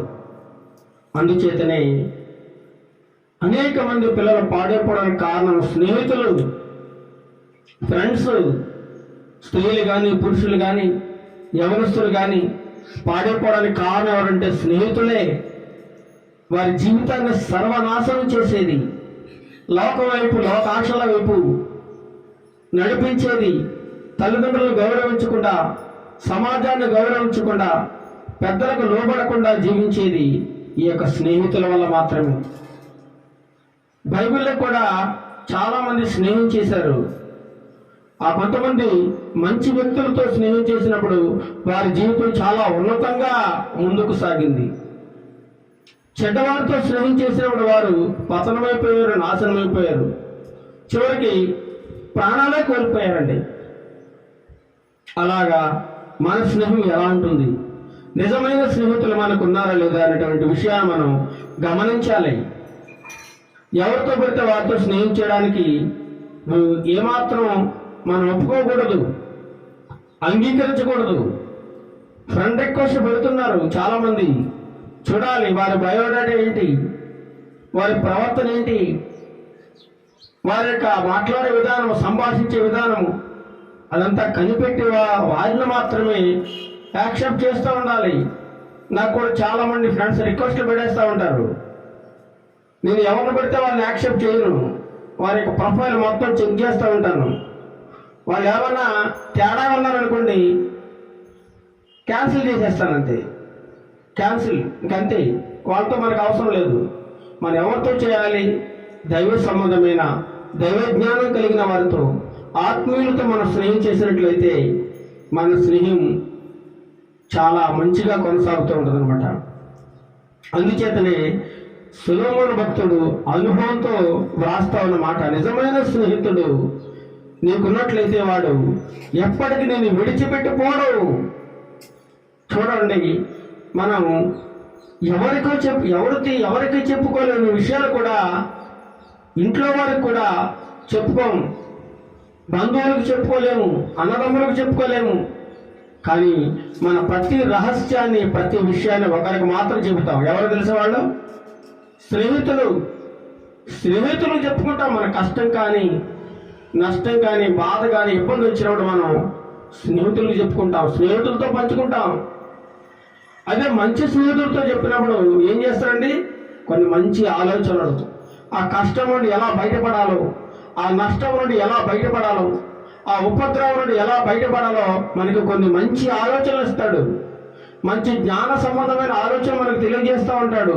అదే చెడ్డవారికి చెప్పినట్లయితే వాడు ఏం చేస్తాడు? మనని ఇంకా అగౌరవపరిచి, నిందిస్తూ, హేళన చేస్తూ, అవమానపరుస్తూ మళ్ళీ ఇంకా బాధకు గురి చేస్తాడండి చెడు స్నేహితులు ఉండడం వల్ల. అందుచేతనే దుర్దశలో అలాంటి నిజమైన స్నేహితుడు కానీ నీకు ఉన్నాడంటే వాడు నీకు ఒక సహోదరుడిగా ఉంటున్నాడు, నీకు ఒక మంచి అన్న, నీకు ఒక మంచి తమ్ముడు ఉన్నట్లే. అలాంటి వారితో మనం స్నేహం చేయాలని దేవుని వాక్యం సెలవిస్తూ ఉందండి. అదే సామెత గ్రంథంలో 27వ అధ్యాయము 6వ వచనం చదవండి. 27వ అధ్యాయము 6వ వచనం చూసినట్లయితే ఈ సామెత గ్రంథం అనేది జ్ఞానానికి సంబంధించిన అనేకమైన విషయాలు ఇందులో దేవుడు వ్రాయించి ఉన్నాడు. మేలును కోరి స్నేహితుడు గాయములు చెవును, పగవాడు లెక్కలేనన్ని ముద్దులు పెట్టును. పగోడట కడుపులో కుళ్ళి, కుట్ర, అసూయ, ద్వేషం, కోపం ఇవన్నీ పెట్టుకుని పైకి నవ్వుతూ ఉంటాడు, నవ్వుతూ నటిస్తాడు మనతోటి. లోపలేమో కుళ్ళి, అసూయ, పగ, ద్వేషం పెట్టుకుంటాడు, పైకి వెకిలి నవ్వుతూ ఉంటాడు, పిచ్చి నవ్వు. మనమేమనుకుంటాం? అబ్బా వీడు చాలా మంచిగా నవ్వుతున్నాడండి, చాలా ప్రేమగా ఉంటున్నాడు మనతో అనుకుంటాం. కానీ వాడి లోపల అంత కుట్ర, కుళ్ళి, అసూయ, ద్వేషం, పగ ఉన్నాడు. అలాంటి వారిని కనిపెట్టాలంటున్నాడు. అదే మనకి మంచి స్నేహితుడు ఉన్నారనుకోండి, వాడు మన మేలుని కోరి మనకి గాయం చేస్తారట. నువ్వు ఈ పని చేయకూడదు, నువ్వు ఇలా నడవకూడదు, నువ్వు అలా ప్రవర్తించకూడదు, నువ్వు ఇలా మాట్లాడకూడదు అని మనకి ధైర్యంగా చెబుతా ఉంటాడు. ఎవరు? నిజమైన స్నేహితుడైతే. అదే చెడ్డ స్నేహితుడైతే ఏం పర్వాలేదురా, నువ్వు అలా చేసావా, ఏం పర్లేదు, అదేం కాదులే అని సర్ది చెబుతూ ఉంటాడు. కపటంతో ప్రవర్తిస్తూ ఉంటాడు. మనల్ని పాడు చేయాలని, మన మీదకి అవమానం వస్తే వారు సంతోషించాలని ఎంతగానో ప్రయత్నం చేస్తూ పైకి మాత్రం నటిస్తూ ఉంటాడు. మంచి స్నేహితుల్లాగా నటిస్తూ ఉంటాడు. మేలును కోరి స్నేహితుడు గాయములు చేస్తాడు. చూడండి, ఒక వ్యక్తికి కాలికి గాయమైంది. ఆ కాలు తీసేస్తేనే శరీరం అంతా కూడా బాగుంటుంది. లేదంటే ఆ సోకిన వ్యాధి శరీరం అంతా వ్యాపించి చనిపోయే ప్రమాదం ఉంది. అప్పుడు ఏం చేయాలి ఆ వ్యక్తి? ఆ కాళ్ళని అక్కడికి తీసేయాలి. లేదంటే శరీరం అంతా విషపూరితమై చనిపోయే ప్రమాదం ఉంది. అలాగే నీ స్నేహితుడు కూడా నువ్వు బాధపడతావని, నువ్వు నొచ్చుకుంటావని ఏమాత్రం ఆలోచించకుండా నేను సరిచేయాలని, నీకు బుద్ధి చెప్పాలని, నిన్ను గద్దించాలని కొన్నిసార్లు నీకు గాయం చేస్తూ ఉంటాడు, దెబ్బలాడుతూ ఉంటాడు, కొడతా ఉంటాడు నీ మీద ప్రేమతో. మనం ఏం చేస్తాం? మనం కూడా కొన్నిసార్లు పిల్లల్ని దెబ్బలాడుతూ ఉంటామండి, కొడతా ఉంటాం, భయం చెబుతూ ఉంటాం, దండిస్తూ ఉంటాం. ఎందుకని? వారు మంచి దారిలో నడవాలని. చెడు స్నేహితుల మాటలు విని వాళ్ళు ఏం చేస్తారు? ఇంటికి వచ్చి పిచ్చిగా ప్రవర్తిస్తూ ఉంటారు, పిచ్చిగా మాట్లాడుతూ ఉంటారు, ఏదేదో పనికిమాలిన వేషాలు వేస్తూ ఉంటారు. అలాంటప్పుడు వారిని ఏం చేయాలండి? గద్దించాలి. వాడు బాధపడతాడు, ఏంటి మా డాడీ ఇలా తిడుతున్నాడు ఏంటి, కొడుతున్నాడు ఏంటి అనుకుంటాడు. కానీ అది సరి చేయడానికి అనే విషయం అర్థం కాదు. తర్వాత అర్థం అవుతుంది అనమాట. వాడికి ఉపద్రవం ఎదురైనప్పుడు, కష్టం ఎదురైనప్పుడు, స్నేహితుల ద్వారా నష్టం కలిగినప్పుడు, అయ్యో మా డాడీ మా మమ్మీ చెప్పింది మంచిదే, ఆ రోజు అలా విని ఉంటే వాళ్ళ మాట నాకు ఈ పరిస్థితి వచ్చేది కాదు అని ఒకనాడు చాలా బాధపడతాడనమాట. అందుచేతనే మేలుని కోరి స్నేహితుడు ఎప్పుడూ కూడా నీకు గాయం చేస్తా ఉన్నాడు. పగవాడు పగతో రగిలిపోతే వాడు ఏం చేస్తుంటాడు? లెక్కలేని ముద్దులు పెట్టేస్తాడట. నోటిగా చాలా ఇష్టం అంటాడు, కానీ లోపల పగ ఉంటుంది. పైకి నవ్వుతో కనిపిస్తూ ఉంటాడు, కానీ వాడి లోపలంతా కుతంత్ర కుట్ర. అలాంటి వారు నువ్వు కనిపెట్టాలి, అలాంటి వారితో నువ్వు దూరంగా ఉండాలని దేవుని వాక్యం సెలవిస్తూ ఉంది.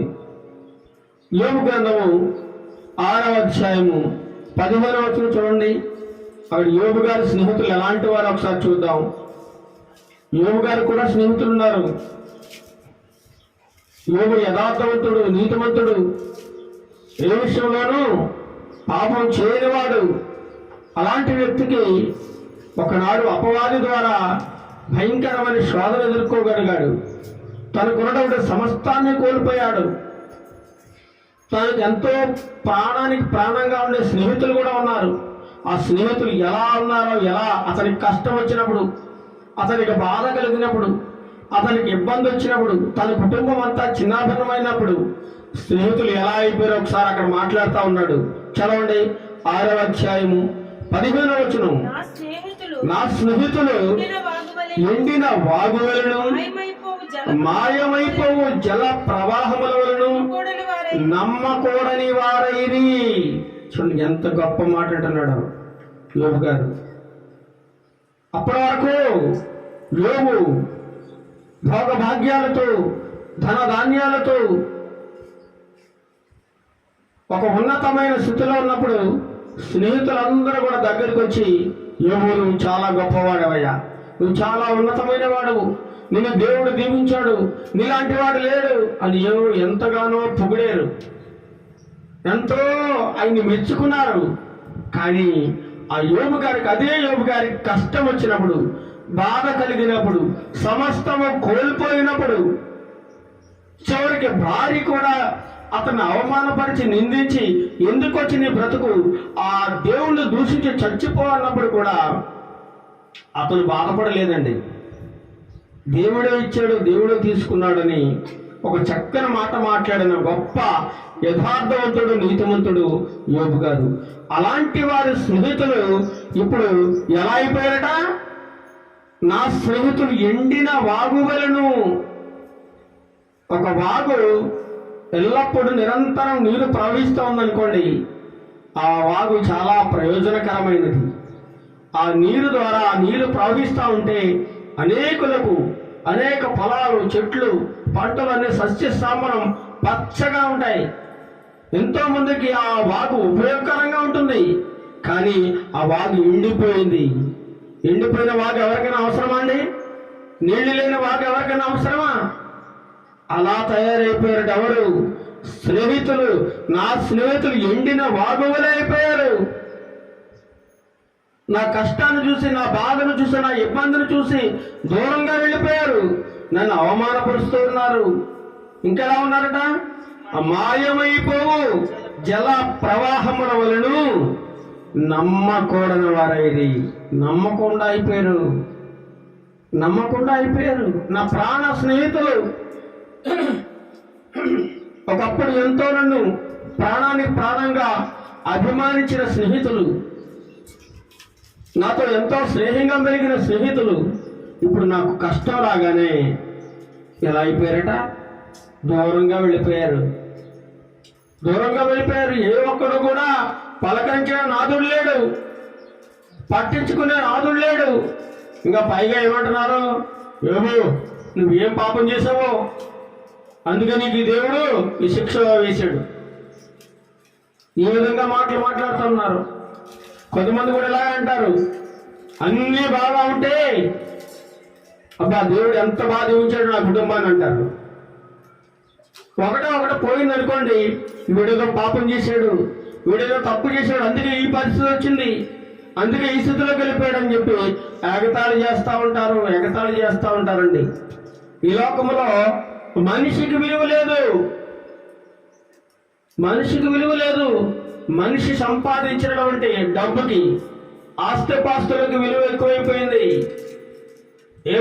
మనిషికి ఏమాత్రం విలువ ఇవ్వడం లేదు ఈ సమాజం. మంచికి విలువ లేదు, నీతికి విలువ లేదు, యథార్థతకు దారి లేదు. కేవలం డబ్బుమయమైపోయింది. మేడ మిద్దులు, బంగ్లాలు, కార్లు ఉంటే వాళ్ళని మాత్రమే మీదకెక్కించుకుంటారు. వాళ్ళతో మాత్రమే స్నేహం చేస్తారు. వాళ్ళు మాత్రమే వారికి ఉన్నతంగా కనిపిస్తారు తప్ప పేదవాడు వారికి ఏమాత్రమూ నచ్చడు, అసహ్యం. అది కూడా నా మాటలు కాదు, దేవుని వాక్యంలోనే ఉందండి. పేదవాడట డబ్బున్నవాడికి అసహ్యంగా కనబడతారట. ఏమీ లేనివాడు అన్నీ ఉన్నవాడికి చాలా చులకనగా కనబడతాడు. డబ్బున్నవాడు దొరికాడు అనుకోండి, డబ్బున్నవాడు ఇంకా అన్ని రకాలుగా అందరూ ఎక్కించేస్తూ ఉంటారు. ఈడంతా గొప్పోడు లేరండి అని అన్ని రకాలుగా అతనికి గౌరవ మర్యాదలు, అతనికి ఇవ్వాల్సిన అన్ని రకాల సదుపాయాలు అతనికి అరేంజ్ చేస్తూ ఉంటారు. యథార్థవంతుడైతేనే, నీతివంతుడైతేనే, పేదోడు కదా, డబ్బు లేదు, మేడలు లేవు, బంగ్లాలు లేవు, కార్లు లేవు అని ఎవరు పట్టించుకోడు. కనీసం వాడి ఇంటి వైపు కూడా ఎవరు కన్నెత్తి చూడండి. అలా ఉంది సమాజం. మరి స్నేహం ఎవరితో? నా స్నేహితులు ఎండిన వాగువలే నమ్మకూడని వారైరే. జల ప్రవాహం అప్పుడు దాకా ప్రవహించి వెంటనే మాయమైపోయి చూసారా? అలా అయిపోయారు నా స్నేహితులు. నమ్మకూడని వారే, నమ్మక ద్రోహులు అయిపోయారు అని చెప్పి యోబు గారు తన యొక్క స్నేహితుల గురించి ఎంతగానో బాధపడుతూ ఉన్నాడండి. మన స్నేహితులు ఎవరో తెలియాలంటే కష్టం వచ్చినప్పుడు మాత్రమే మన స్నేహితుడు ఎలాంటి వాడో మనకు తెలుస్తూ ఉంటుంది. నీకు ఇబ్బంది కలిగినప్పుడు, శ్రమ కలిగినప్పుడు, నీ మీద నింద పడినప్పుడు, నీకు గాయం కలిగినప్పుడు నీ స్నేహితుడు ఎవడో నీకు తెలుస్తున్నప్పుడు, నిజమైన స్నేహితుడు ఎవడు? నీకు ఎంతో మంది, కొన్ని వందల వేల మంది స్నేహితులు ఉంటారు, కానీ నీకు కష్టం కలిగినప్పుడు నీ పక్కన నిలబడ్డవాడే నిజమైన స్నేహితుడు. అలా ఉన్నారు ఎవరైనా అంటే యేసు ప్రభు వారు. నీ కష్టములో, నష్టములో, బాధలో, ఇరుకులో, ఇబ్బందులో, అన్ని విషయాల్లో నీకు తోడుడు నడిపించేది నిజ స్నేహితుడైన యేసుక్రీస్తు ప్రభు వారు. ఇంకా చూద్దాం ఇంకొక మాట. 16వ అధ్యాయం 20వ వచనంలో యోబు గ్రంథం, అదే యోబు గ్రంథము 16వ అధ్యాయం 20వ వచనంలో కూడా ఒక గొప్ప మాట కనబడతా ఉంది. 16:20 చదవండి. యోబు గ్రంథము 16:20. నా స్నేహితులు నన్ను ఎగతాళి చేయుచున్నారు. నరుని విషయమై ఒకడు దేవునితో వ్యాజ్యమాడవలననియు. చాలండి. నా స్నేహితులు నన్ను ఎగతాళి చేస్తున్నారట. అన్నీ ఉన్నప్పుడేమో ఇంటికి వచ్చి చక్కగా దొబ్బు తినేవారు, చక్కగా అన్ని అనుభవించేవారు, అన్ని రకాలుగా తన ద్వారా లాభాలు పొందుకునేవారు. కానీ ఇప్పుడు అన్నీ కోల్పోయినప్పుడు ఏమంటున్నారు? ఎగతాళి చేస్తా ఉన్నారట. ఎగతాళి. ఏమీ లేదు వీడికి, అంతా కోల్పోయాడు, వీడిలో పాపం చేశాడు, దేవునికి విరోధంగా ప్రవర్తించాడు, అన్యాయంగా ప్రవర్తించుంటాడు, అందుకే శిక్ష వచ్చింది, అందుకే సమస్తం కోల్పోయాడు అని ఎగతాళి చేస్తా ఉన్నారట యోబు గారిని. నా స్నేహితులు నన్ను ఏం చేస్తున్నారు? ఎగతాళి చేస్తా ఉన్నారు. ఎగతాళి, నిన్ను కూడా ఎగతాళి చేస్తూ ఉంటారండి. స్నేహితులే అవమానపరిచేది, బాధపరిచేది, గాయపరిచేది ఎవరో కాదండి, స్నేహితులు, ఇరుగు పొరుగు వారు, బంధువులే. కొరుకుడు పుండులాగా నిన్ను కొరుకుతా ఉంటారు. ఉందేటమ్మా, ఇంకా నువ్వు అలాగే ఉన్నావు, ఆ స్థితిలోనే ఉన్నావు, వాళ్ళు చూడండి ఎంత గొప్ప ఎగుతున్నారో అని చెప్పి సూటిపోటు మాటలు నిన్ను పొడుస్తూ ఉంటారు. వాళ్ళు అడ్డదారులో దొక్కి అడ్డదారులో సంపాదించి వాళ్ళు మేడ మిద్దెలు కడుతున్నారు, వాళ్ళతో వాళ్ళని పోలుస్తూ ఉంటారు అన్నమాట, వాళ్ళతో పోలుస్తూ ఉంటారు. యథార్థంగా కష్టపడేవాడికి అవన్నీ ఎలా వస్తాయి చెప్పండి? నీతిగా జీవించేవాడికి అవన్నీ ఎలా వస్తాయి? ఈనాడు యథార్థత లేదు, నీతి లేదు, అంతా డబ్బుమయమైపోయింది. వాడు చెడ్డోడా, దుర్మార్గుడా, అవన్నీ అవసరం లేదు. వాడి దగ్గర డబ్బు ఉంటే వాడు గొప్పవాడైపోతాడు అంతే. పనికిమాలని వాడిని కూడా ఈరోజు అయ్యగారు అంటున్నారు. అయ్యగారు అంటారు పనికిమాలని వాడిని. ఎందుకంటే డబ్బు ఉంది కాబట్టి, ఆస్తి ఉంది కాబట్టి, అన్నీ ఉన్నాయి కాబట్టి నెత్తిని పెట్టుకునేవాళ్ళు ఎక్కువైపోయి జనాలు. ఏమీ లేనివాడిని ఎవడో పట్టించుకోడండి. ఈ లోకం తీరే అంత ఇప్పటి నుంచి కాదు, భూమి పుట్టింది మొదలుకొని ఈ భావం, ఈ భేదం చూపిస్తూనే ఉన్నారు. పేద ధనిక ఈ భావం అనేది ఎప్పుడూ ఉంది. పేదవాడిని ఒకలా చూస్తారు, ధనవంతుని ఒకలా చూస్తారు. పేదవాడికి ఒకలా భోజనం పెడతారు, ధనవంతులకి ఇంకోలా భోజనం పెడతా ఉంటారు. ఈ లోకంలో ఈ తారతమ్యం కనబడతా ఉందని, కానీ దేవుని దృష్టిలో అదేముండదు. పేద ధనిక అనే భేదం లేదు. వీడు ఆ కులవాడు ఈ కులవాడు అనే భేదం లేదు. ఈ రంగువాడు ఆ రంగువాడు అనే భేదం లేదు. ఈ ఊరివాడు ఆ ఊరివాడు అనే భేదం లేదు. దేవుని దృష్టిలో అందరూ సమానులే. అందరిని దేవుడు సమానంగా ప్రేమిస్తా ఉన్నాడు. ఈ లోకంలో మనుషులు మాత్రమే ఎక్కువ తక్కువ చేస్తారు. గొప్పగా ఉన్నవాడైతే గొప్పగా పొగుడుతూ ఉంటారు, ఏమి లేని వాడిని ఎగతాళి చేస్తూ ఉంటారు. అందుకే యోబు గారిని ఇక్కడ ఎగతాళి చేస్తా ఉన్నారు. యోబు గ్రంథం 16:20లో యోబు సెలవిస్తా ఉన్నాడు, నా స్నేహితులు నన్ను ఎగతాళి చేయుచున్నారు. ఎగతాళి చేయుచున్నారని. ఒకప్పుడు గొప్ప ధనవంతుడైన, భోగభాగ్యాలతో సిరి సంపదలతో తొలతీగిన వాడు, అలాంటి వ్యక్తి సమస్తము కోల్పోయినప్పుడు వాళ్ళకి ఎగతాళైపోయాడటండి. ఎగతాళైపోయాడు. ఇంకా చూద్దామా? అదే యోబు గ్రంథము 19వ అధ్యాయము 14 చూడండి. 19:14 కనబడుతోంది చివరి మాట. నా బంధువులు నా యొద్దకు రాకయున్నారు, నా ప్రాణ స్నేహితులు నన్ను మరిచిపోయి ఉన్నారు అంటున్నాడు యోబు గారు. నా బంధువులు నా యొద్దకు రాకయున్నారు. మన బంధువులు కూడా మన దగ్గరికి ఎవరు రారండి. ఎందుకంటే నువ్వు పేదోడు కదా, ఏమీ లేనోడు కదా, నీకు మంచి బంగ్లా, కార్లు, విలాసవంతమైన ఇల్లు లేవు కదా, నీకు గొప్ప డబ్బు లేదు కదా, ఆస్తిపాస్తులు లేవు కదా. అందుచేత నీ బంధువులు కానీ, ఇరుగు పొరుగు వారు కానీ, చుట్టాలు కానీ ఎవరు నీ దగ్గర రారు, ఎవరు మీరు పట్టించుకోరు. ఎందుకంటే నువ్వు పేదవాడివి. ఇంకేమంటున్నాడు? నా ప్రాణ స్నేహితులు నన్ను మరిచిపోయి ఉన్నారు. మరిచిపోతారట ప్రాణ స్నేహితులు కూడా. నీ దగ్గర ఏమీ లేదనుకోండి, వాళ్ళందరూ మర్చిపోతారు.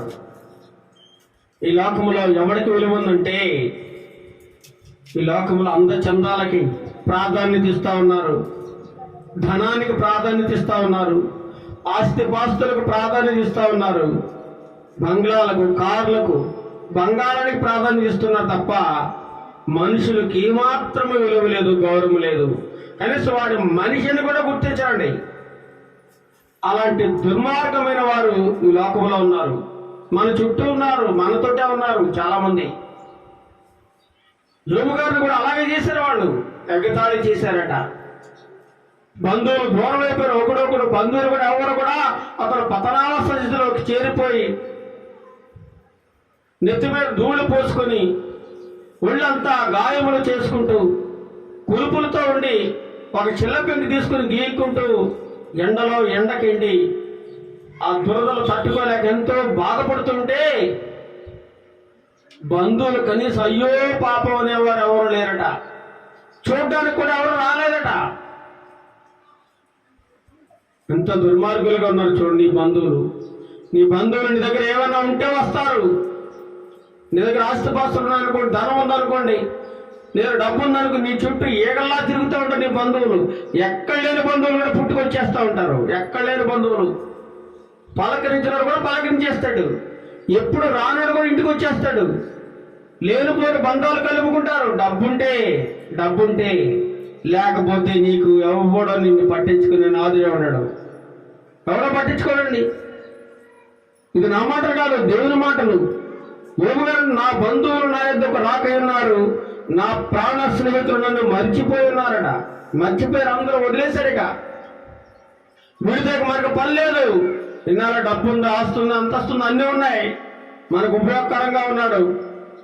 వీడన్నీ కోల్పోయాడు. సమస్తం మనకు అవసరం లేదు, వీడితో పని లేదు. ఇక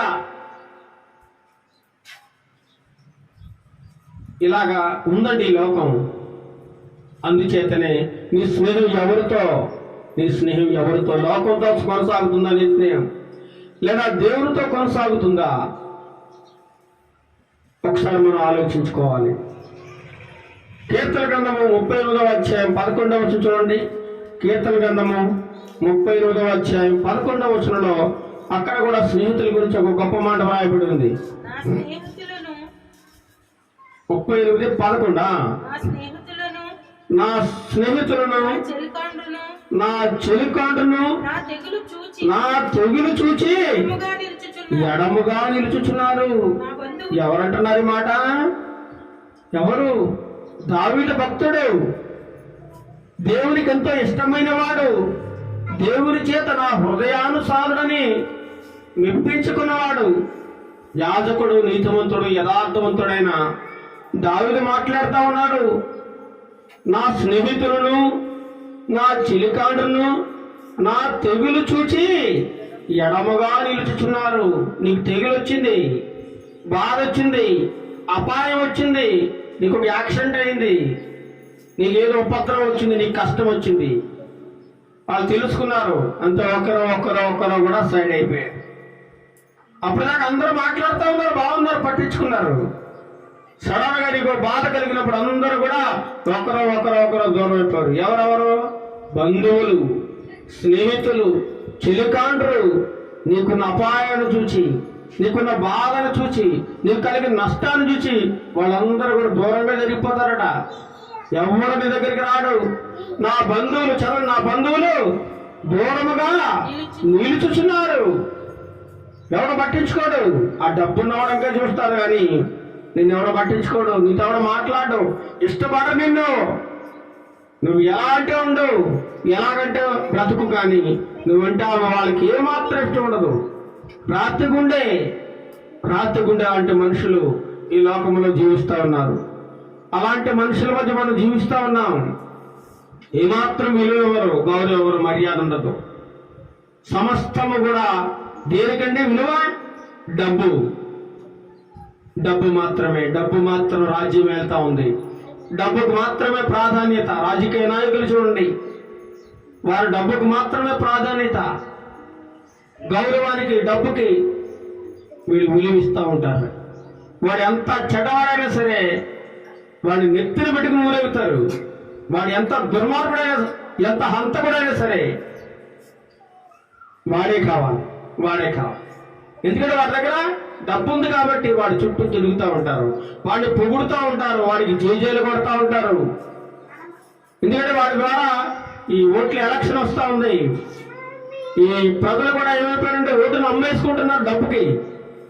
ఒక 1000 రూపాయలు ఇస్తే చాలు, ఒక మందు బాటలు ఇస్తే చాలు, బిర్యానీ పొట్లం ఇస్తే చాలు, వాడు మంచోడా చెడ్డోడా దుర్మార్గుడా నీచుడా, వాడి పరిపాలన బాగుంటుందా బాగుండదా ఏమాత్రం ఆలోచించకుండా తమ విలువైన ఓటును ఏం చేస్తారు, డబ్బుకి అమ్మేసుకుంటా ఉన్నారు, డబ్బుకి అమ్మేసుకుంటా ఉన్నారు. అందుకే ఈ రాజకీయ నాయకులు ఎలాంటి వారు పడితే అలాంటి వారు నాయకుడు అయిపోతా ఉన్నారు. డబ్బును బట్టి అధికారంలోకి వచ్చేస్తా ఉన్నారు. అదే ఒక పేదవాడు యథార్థవంతుడు రాజకీయ నాయకుడు మీకు న్యాయం చేస్తాను నాకు సపోర్ట్ చేయండి అన్నప్పుడు వాడికి సపోర్ట్ చేయరు.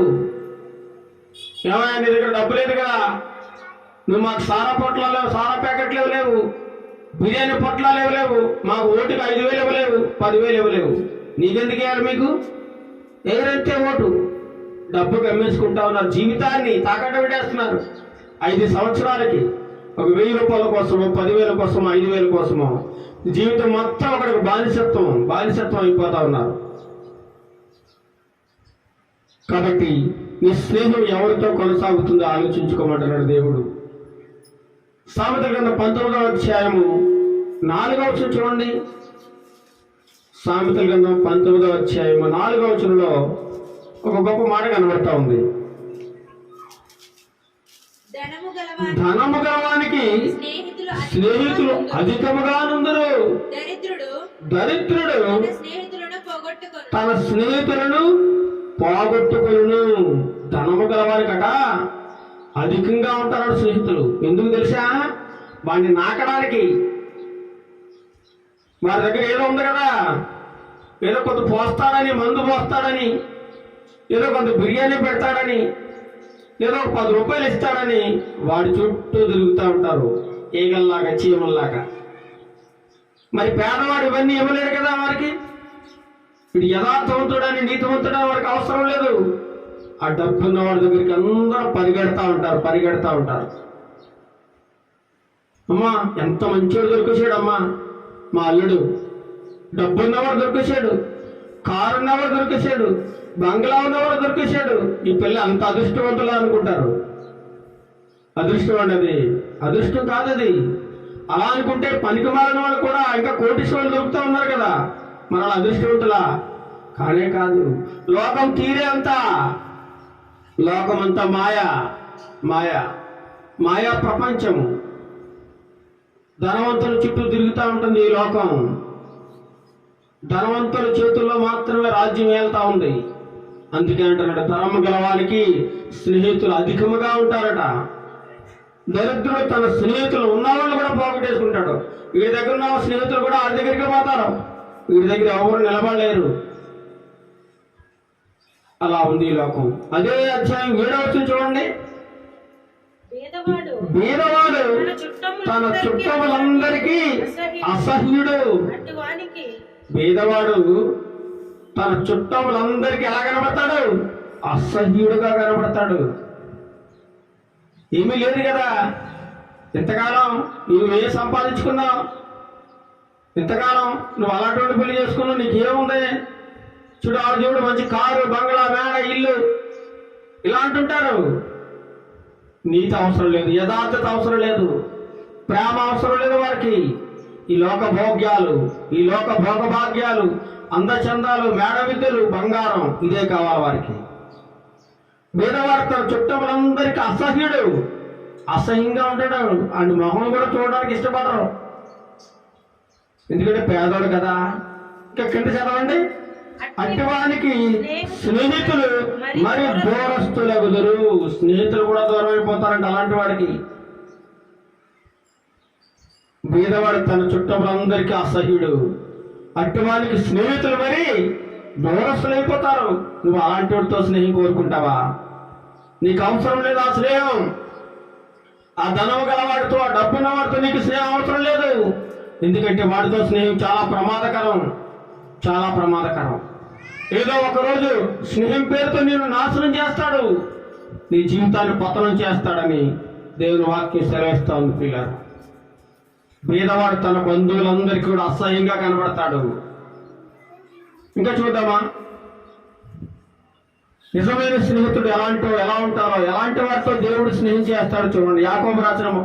యాకోబు పత్రిక 2వ అధ్యాయము 23వ వచనం చివరిలో చూడండి.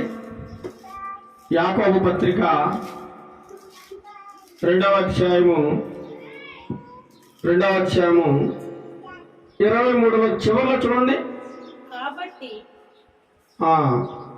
చివరిగా అబ్రహాము దేవుని నమ్మెను, అది అతనికి నీతిగా ఎంచబడిన లేఖనం నెరవేర్చబడిన, మరియు దేవుని స్నేహితుడని అతనికి పేరు కలిగెను. ఎవరికట?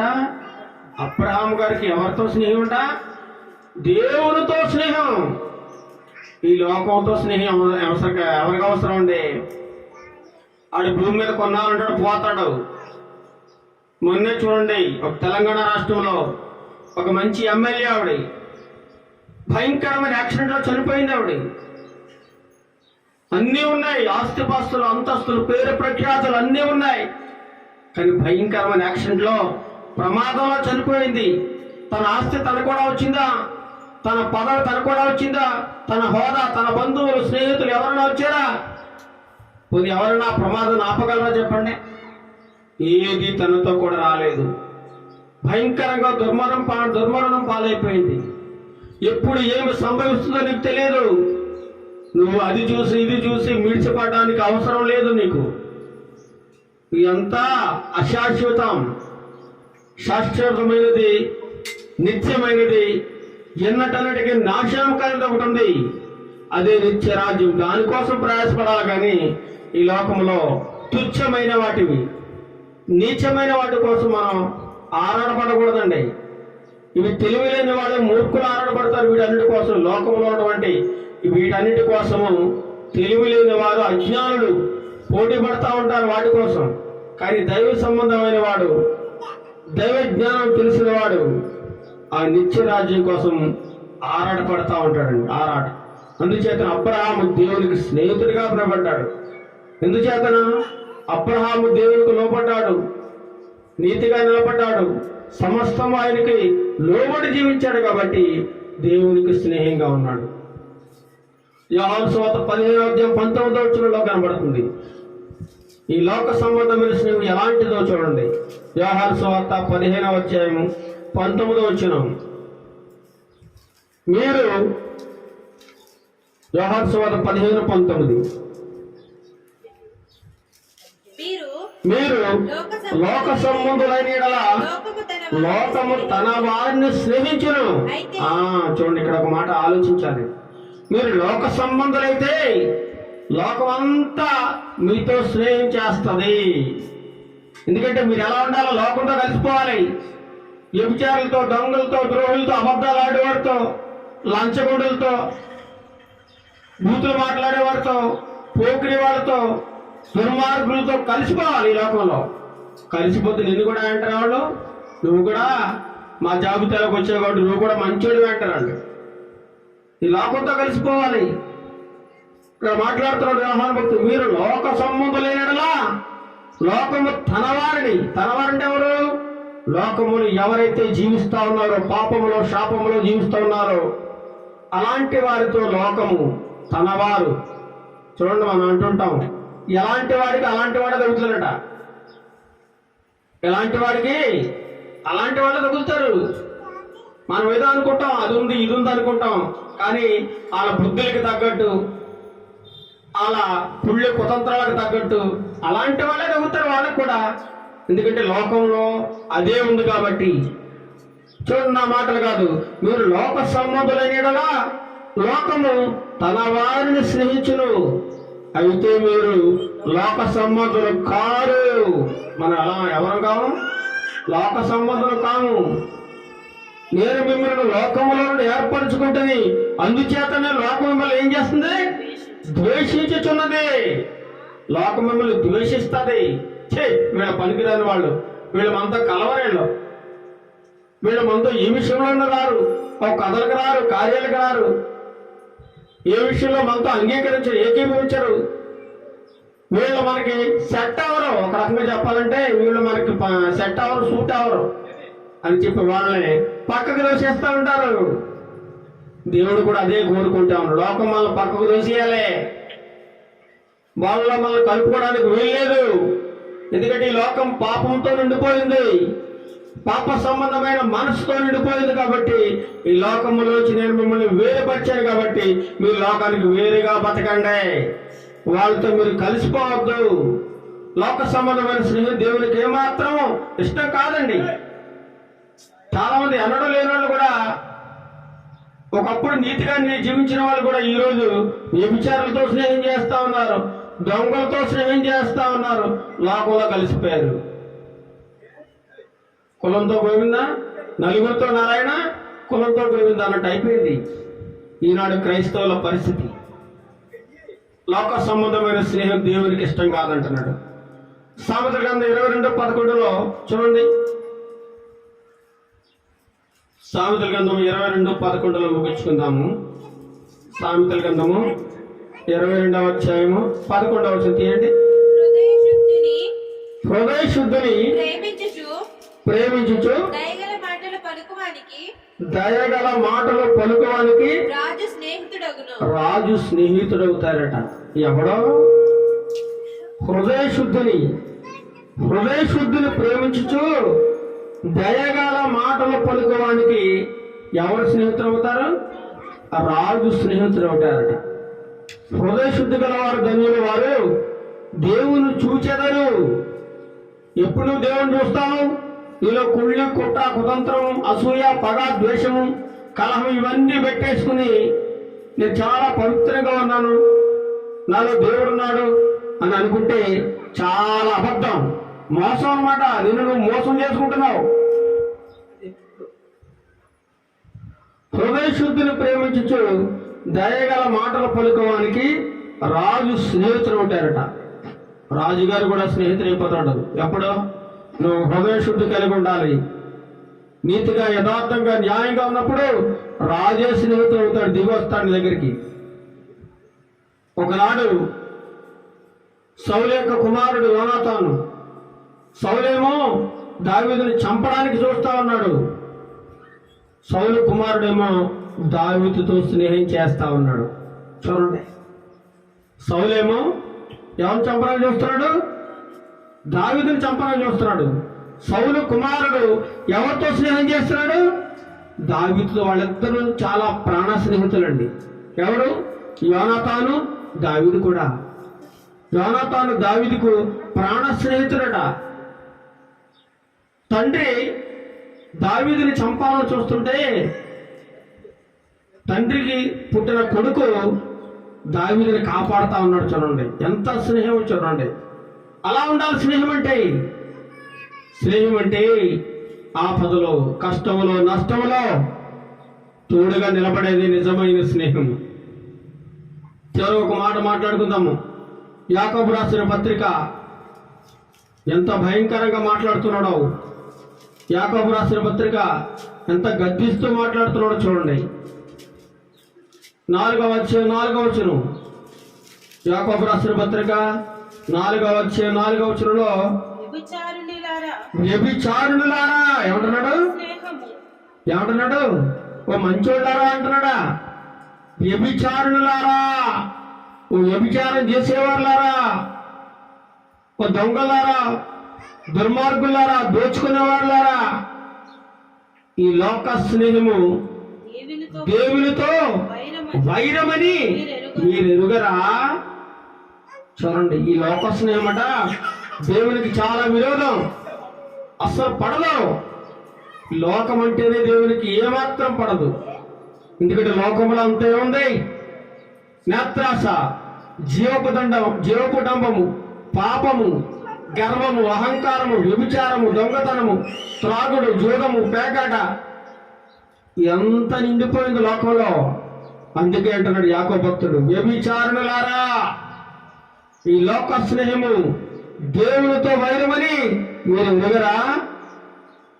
కాబట్టి ఎవడు ఈ లోకముతో స్నేహం చేయును వాడు దేవునికి శత్రువగును. అయ్యో బాబు, ఎంత గొప్ప మాట చూడండి.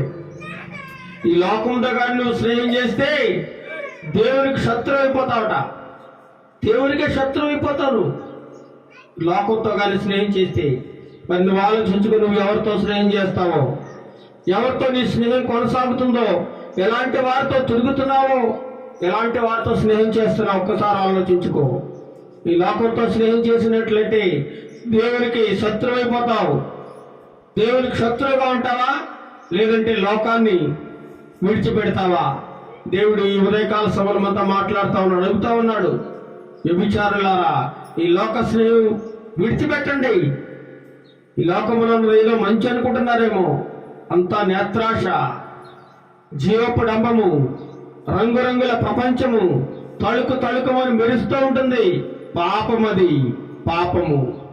డబ్బుతో నిండిపోయింది లోకము, అహంకారంతో నిండిపోయింది, గర్వంతో నిండిపోయింది. నీతి లేదు, నిజాయితీ లేదు, మర్యాద లేదు, గౌరవం లేదు. అంతా దుర్మార్గులుగా ఉన్నారని దేవుని వాక్యం సెలవిస్తూ ఉంది. అందుకే దేవుడు అంటాడు దావీదుని, నా హృదయానుసారుడు అంటాడు. ఏమంటాడు? నా ఇష్టానుసారుడు. దేవుని యొక్క చిత్తాన్ని ఎవరైతే నెరవేరుస్తారో, దేవునికి నచ్చినట్లుగా ఎవరైతే బ్రతుకుతారో వారిని ఏమంటాడు దేవుడు?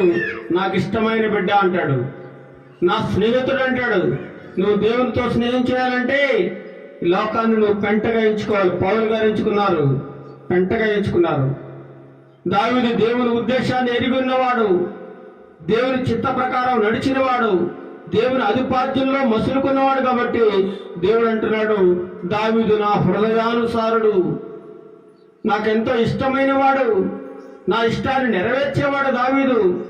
అలా నువ్వు ఉన్నావా అని అడుగుతున్నాడు దేవుడు.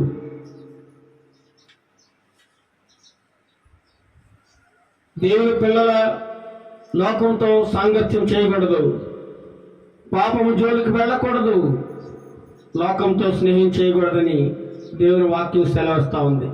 మరి మనం ఎవరితో స్నేహం చేస్తూ ఉన్నాం?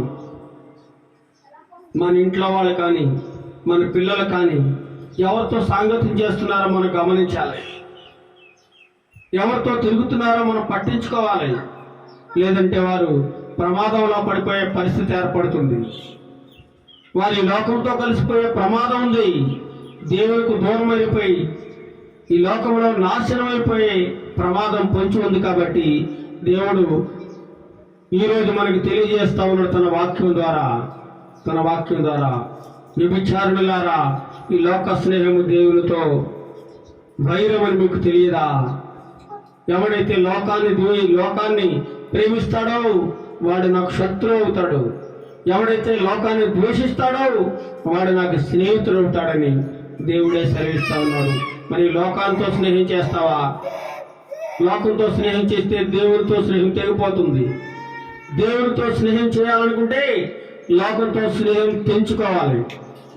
అలా తెంచుకున్నట్లయితే నీకు ఆ నిత్యరాజ్యం దేవుడు దయచేస్తాడు. నీ స్నేహము దేవునితో చిరకాలం కొనసాగాలని దేవుడు ఈ వాక్యం ద్వారా మనందరినీ హెచ్చరిస్తున్నాడు. ఈ మాటలను దేవుడు దీవించి ఆశీర్వదించునుగాక. ఆమేన్, ఆమేన్. ప్రార్థన చేసుకుందాం. మమ్మల్ని అతి మిక్కులుగా ప్రేమిస్తున్న మా ప్రియ తండ్రి, నీకే వందనాలు, స్తోత్రాలు చెల్లిస్తున్నాము నాయన. ఇంతవరకు నీ వాక్యపు వెలుగులోంచి నీ స్నేహం ఎవరితో చూస్తున్నావు, ఎవరితో నీ స్నేహం కొనసాగుతుంది, ఎలాంటి వారితో నువ్వు స్నేహం చేస్తున్నావు అన్నటువంటి అనేకమైన విషయాలను వాక్యపు వెలుగుల్లోంచి మా అందరికీ బయలుపరిచినందుకు నువ్వు వందనాలు, స్తోత్రాలు చూస్తున్నాము నాయన. ఈ లోకం ఏం చూస్తుందంటే డబ్బును చూస్తుంది, హోదా చూస్తుంది, అంతస్తు చూస్తుంది, కార్లు బంగ్లాలు చూస్తుంది తప్ప నీతి నిజాయితీని ఏనాటికి చూడదు నాయన. అందుచేతనే ఈ లోకంలో స్నేహం చేస్తే నాకు శత్రువు అయిపోతావు. ఈ లోకంలో ఏమీ లేదు, అంతా తుచ్చమైనది, నీచమైనది, మాయమైపోయేది. కాబట్టి లోకాన్ని నమ్ముకోకు, పాడైపోతావు. నీ వాక్యం ద్వారా మమ్మల్ని అలర్ట్ చేసిన విధానాన్ని బట్టి నీకు వందనాలు, స్తోత్రాలు చెల్లిస్తున్నాం నాయన.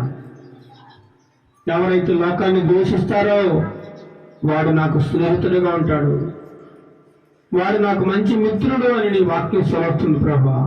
నీతో స్నేహం మాకు చాలా మంచిది నాయన. నీతో స్నేహం మా జీవితాలకు మేలు కలుగు చేస్తుంది నాయన. నీతో స్నేహం మా బ్రతుకులను బాగు చేస్తుంది నాయన. ఎందుకంటే నువ్వు నిజమైన స్నేహితుడవు, మంచి స్నేహితుడవు, గొప్ప స్నేహితుడవు నాయన. నీ స్నేహం మాకు కావాలి ప్రభువా. ఈ లోక స్నేహం మాకు అవసరం లేదు నాయన. ఈ లోకములో ఎవరు పట్టించుకోకపోయినా, ఎవరు పొగిడినా పొగడకపోయినా, ఎవరు మాట్లాడినా మాట్లాడకపోయినా, నువ్వుంటే మాకు చాలు నాయన. నువ్వుంటే మాకు చాలు ప్రభువా. నీ స్నేహం ఉంటే చాలు నాయన. నువ్వుంటే మేము బ్రతుకుతామయ్యా. నీ మాటలే మమ్మల్ని బ్రతికిస్తాయి ప్రభువా. నీ మాటలే మాకు ధైర్యాన్ని ఇస్తాయి నాయన. నీ మాటలే మమ్మల్ని నడిపిస్తాయి ప్రభువా. ఎందుకంటే నీ వాక్యం చాలా బలమైనది, రెండంచెలు గల ఖడ్గము గలది, రెండు వైపులా వాడి ఉంటుంది కాబట్టి తెగ నరుకుతుంది నాయన.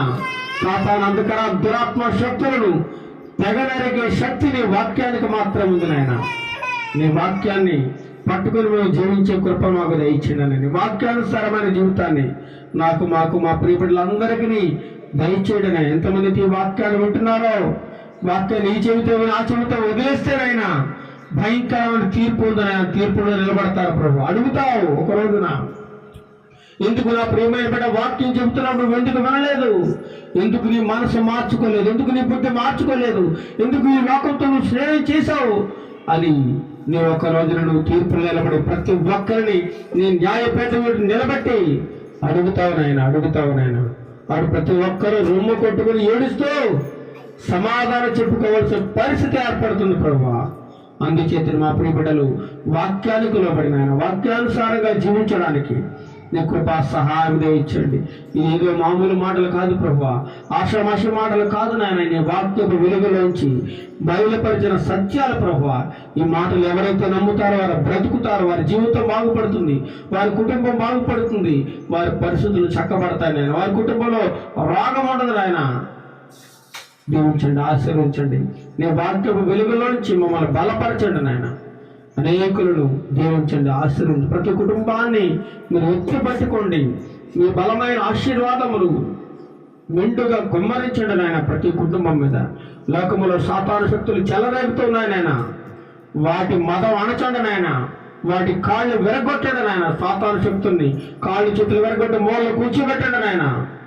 ఎందుకంటే సాతానుడు విజృంభిస్తూ చెలరేగుతూ ఉన్నాడన్న ప్రతి చోట సాతానుడిని మా కాళ్ళ కింద వేసి చితక త్రొక్కే శక్తి మాకు దయచేయండి ప్రభువా. నీ వాక్యం చేత మమ్మల్ని బలపరచండి నాయన.